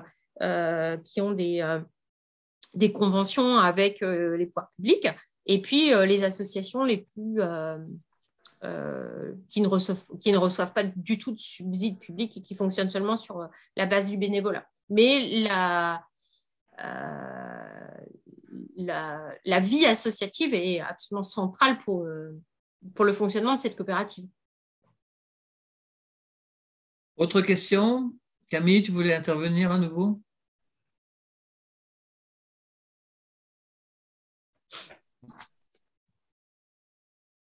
Oui, Camille? Non? Alors, il y a une question de... Voilà, une question de Blandine. Voilà, allez-y, Patricia. Alors oui, alors ça, merci beaucoup pour cette question. En fait, non, ce n'est pas exactement la même chose que COP-ESCEM et les coopératives jeunesse de service, c'est pas tout à fait... Enfin non, ce n'est pas la même chose. Les coopératives jeunesse de service, c'est vraiment, vous voyez, c'est un dispositif qui vient du Québec, qui a été transposé en France, d'abord en Bretagne d'ailleurs, et puis après dans d'autres régions françaises. Et donc, c'est un modèle qui est proposé aux jeunes pour, effectivement, comme vous dites, faire des petits travaux, etc., l'été. Mais c'est quelque chose de descendant, si vous voulez. Hein. Il y a vraiment un type coopérative jeunesse de service avec entre éducation populaire et économie sociale et solidaire. Donc, c'est quelque chose de très formaté, extrêmement intéressant. COP-ESCEM, c'est pas du tout pareil, puisqu'en fait, c'est une initiative qui vient d'un groupe de jeunes, d'un groupe local, qui a fait le constat que, à travers leurs engagements associatifs, etc., précédents, il y avait énormément d'inégalités sociales qui traversaient la jeunesse et qui souhaitent tenter d'agir là-dessus. Donc, vous voyez, c'est pas vraiment les mêmes objectifs, en fait, hein, ni les mêmes manières d'agir. Et cette coopérative, elle existe toute l'année, alors que les coopératives jeunesse de service, elles fonctionnent l'été, en fait, hein. Oui. Donc, COP-ESCEM va concrètement développer des projets Erasmus+, de l'animation de projets, des projets de recherche. Voilà, ils font plein de choses différentes. Et alors que la coopérative jeunesse du service, c'est vraiment l'idée de développer des petits boulots pour les jeunes pendant l'été et donc à cette occasion-là de travailler sur le lien social. Oui, donc vous disiez que les jeunes qui sont à l'origine de cette initiative sont issus des classes moyennes. Et ma question était de savoir si, en quelque sorte, ces modalités d'intervention sont réservées aux jeunes issus des classes moyennes, un petit peu à ce qu'on peut constater en ce qui concerne la vie associative d'une manière générale, qui est quand même très souvent portée par des classes moyennes. Oui, alors effectivement, on a voulu rappeler ça quand même, parce que c'est vrai que ce qu'on constate en tous les cas dans la capacité qu'a très rapidement obtenue cette coopérative d'interpeller les pouvoirs publics locaux et d'être reconnue en fait très très vite dans le paysage local vient en partie de ça, c'est-à-dire que ce sont des jeunes qui sont très socialisés à la chose publique, si vous voulez, hein. Donc on a rappelé aussi qu'ils ont fait des études longues. Ils connaissent très bien les rouages politiques, ils ont été très proches des partis politiques au pouvoir. Et donc, ils ont une sorte de familiarité très grande, hein, avec le système politique, mais ils sont très conscients de ça. Et c'est-à-dire que, en fait, dans leurs propos, ce qui est intéressant, c'est qu'ils disent on est issu des classes moyennes, on a cette chance d'avoir pu créer notre instrument de travail, etc. Mais on est conscient de la chance qu'on a, on est conscient des inégalités sociales qui traversent la jeunesse et on voudrait agir dessus, hein. Donc, du coup, c'est assez intéressant comme positionnement parce que c'est vrai qu'ils viennent des classes moyennes, mais justement, ils ne veulent pas en rester là.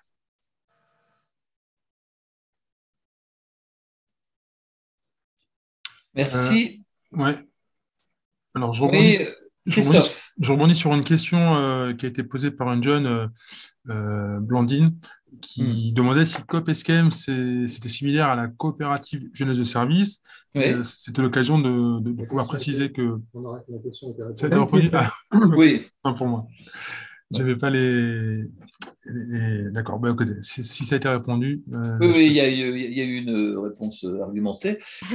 Donc, si vous voulez bien, voilà, on n'est pas loin d'1h30, on va conclure. Approcher la conclusion. Et oui. Alors, donc, génération Covid ou pas, voilà, vous deux, si vous voulez bien. Alors, génération Covid ou pas. Donc, en fait, d'abord, on s'est demandé dans cette postface si on avait répondu à est-ce que la jeunesse française est sacrifiée ou pas. Et donc, on répond que oui et non. Comme dit Tom dans cette partie de la conclusion, ce n'est pas très courageux, mais voilà, c'est oui et non. Donc, en fait, la thèse de la jeunesse sacrifiée, elle tient à différents arguments. Qui ont été rappelés tout à l'heure, hein, le fait qu'il existe une tranche d'âge, les jeunes, qui est défavorisée par rapport aux autres. Et quand on observe le temps long de la succession des générations, c'est une exception. Donc, on pourrait dire que les jeunes actuels sont des victimes. Et ce qui est intéressant, c'est que ce qu'on peut dire, c'est que si chaque argument est en partie vérifié, ils doivent quand même être tous très, très fortement nuancés et c'est pour ça qu'on ne peut pas répondre oui seulement à cette question-là. parce que, comme l'a dit Tom tout à l'heure, il n'y a pas une, mais des jeunesses qui sont affectées par des inégalités intragénérationnelles qui sont très fortes. Et parce que aussi, le progrès générationnel n'est peut-être plus la norme aujourd'hui. Peut-être que la norme, c'est le déclassement générationnel. Dans ce cas-là, est-ce qu'on peut parler de génération sacrifiée, hein, si on change de façon de regarder les choses. La troisième chose, c'est qu'il faut avoir en tête, ce qui a été bien mis en évidence par Camille Penny et Nicolas Charles, c'est le fait que les jeunes sont des personnes dont le niveau d'éducation n'a jamais été aussi élevé si on le compare avec les autres générations. Et de ce point de vue-là, on ne peut pas vraiment s'en tenir au fait qu'on aurait affaire seulement à une génération ou à une jeunesse sacrifiée. Donc après, on s'est demandé si on avait affaire aujourd'hui, avec la crise sanitaire, dans cette postphase, à une génération Covid, puisque, encore une fois, hein, les chapitres ont été écrits avant le développement de cette crise sanitaire. Autrement dit, est-ce qu'on aurait face à nous la constitution d'une génération politique au sens de Mannheim, ou bien est-ce que finalement la crise du Covid serait une crise comme une autre? Alors, on a essayé, pour répondre à cette question, de sérier, si vous voulez, les enjeux. Donc, dans un premier temps, on s'est intéressé aux enjeux sociaux. Et là, c'est un peu ce que disait Tom tout à l'heure, hein. Certes, la crise Covid a provoqué une détérioration de la situation matérielle des jeunes, mais seulement dans une certaine mesure, hein, comme il l'a rappelé, puisqu'il y a quand même eu des réponses de l'État qui ont été apportées et aussi des collectivités locales, hein. Donc, on a assisté à une augmentation du chômage des jeunes, à des effets sur les ressources monétaires, sur la pauvreté, et un rôle encore accru des familles dans le soutien des jeunes, avec évidemment un renforcement des inégalités préexistantes, mais seulement dans une certaine mesure, comme l'a dit Tom tout à l'heure. Et ça nous renvoie à la fois aux lacunes de l'action publique, hein, aux lacunes préexistantes, hein, ce qu'on a déjà dit, de complexité, de non-recours, de familialisation, etc., et qui ont été accrues finalement avec la crise du Covid. Mais d'une certaine façon, ce qui est intéressant, c'est que si on s'en tient aux enjeux sociaux, oui, on peut dire que la crise du Covid est peut-être une crise comme une autre. Par contre, c'est une crise qui va provoquer des enjeux, des difficultés là où on ne les attendait pas nécessairement. Enfin, des difficultés nouvelles. Pardon, excusez-moi, je commence à être un peu fatiguée. Ce sont les enjeux éducatifs, notamment, hein, qui sont des enjeux nouveaux qui ont été provoqués par cette crise du Covid, et notamment le recours à l'enseignement en ligne. Et donc, on commence à avoir des données, hein, sur les écueils qui ont pu être rencontrés par les jeunes avec la formation à distance, avec deux dangers principaux que sont le décrochage scolaire et la réalité des apprentissages. Le décrochage scolaire, hein, on sait bien que pour les jeunes et pour tout le monde d'ailleurs, hein, il est difficile de rester attentif pendant des heures, surtout quand on ne vous donne pas la parole, on ne vous laisse pas la possibilité de réagir. Des difficultés qui sont d'ailleurs accentuées pour les étudiants de première année qui n'ont pas encore acquis tous les attendus académiques et qui ont dû vivre cette première année d'une manière totalement en ligne ou seulement partiellement. Et puis, on a pu se demander quels étaient les apprentissages réels des jeunes avec cet enseignement en ligne. Et apparemment, hein, les résultats seraient assez décevants par rapport à ce que les enseignants avaient pu observer les années précédentes. Tout ça conduit à un renforcement des inégalités, avec des contraintes matérielles très fortes pour un certain nombre de jeunes, hein. Tout le monde n'a pas accès à un ordinateur, à une connexion de bonne qualité, un lieu calme pour se concentrer. Les bibliothèques étaient fermées.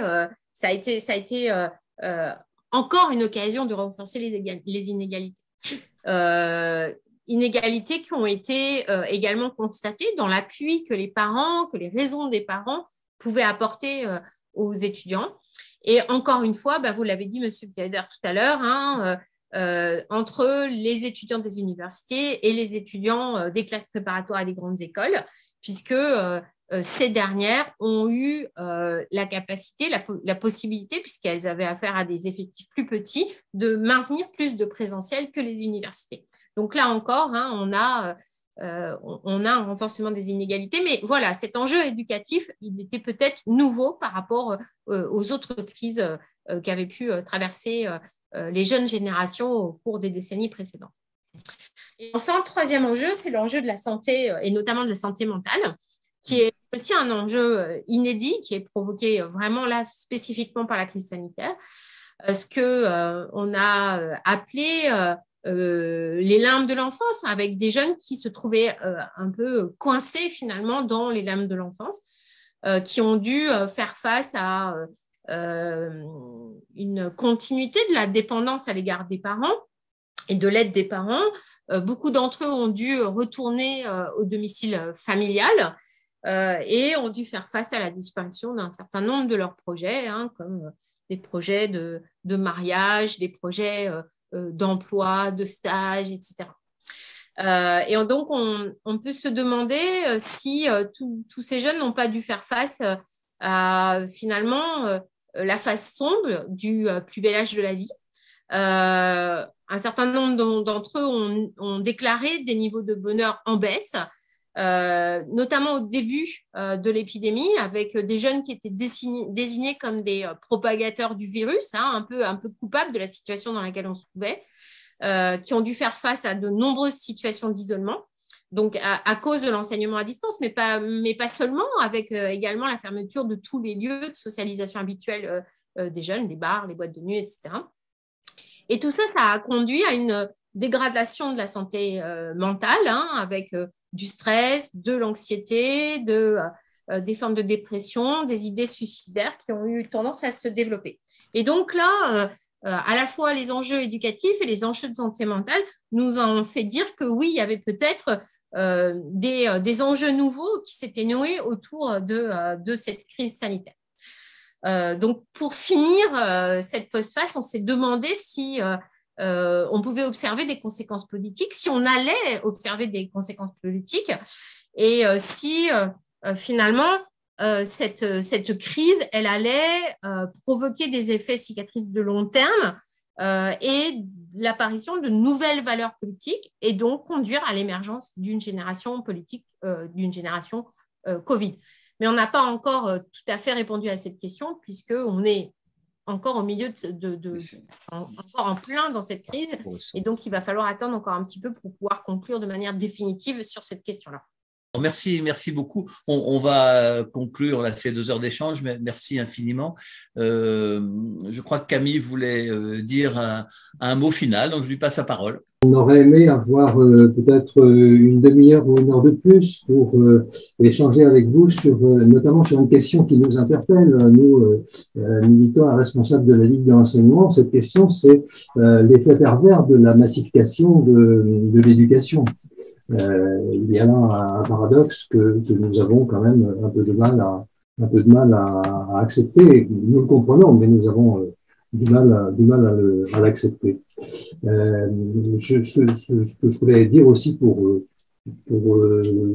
conclure un peu notre intervention, c'est qu'il était important de sortir des généralités, des lieux communs, des approximations sur la situation de la jeunesse, en particulier sur la génération actuelle.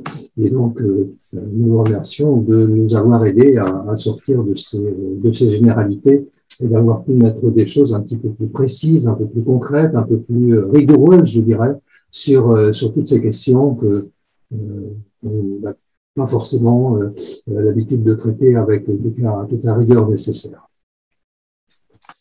Voilà, merci beaucoup à l'un et à l'autre.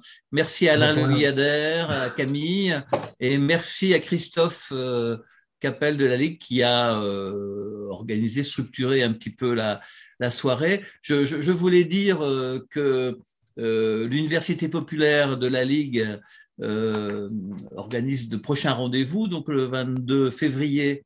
25. Le 25, pardon, à Binic-Étable, il y aura la projection d'un film qui s'appelle Les Héritiers, avec différents commentaires et qui porte sur la notion d'engagement des jeunes. Pour le 2 mai, nous aurons l'occasion de recevoir Jean-Paul Delahaye, qui est un ancien inspecteur général de l'éducation nationale et membre de la Ligue, qui parlera des notions d'égalité, des chances et de laïcité. Voilà, bonne soirée à tous, merci infiniment et à bientôt. Au revoir. Merci, au revoir. Merci à vous. Au revoir, bonne soirée. Au revoir, merci.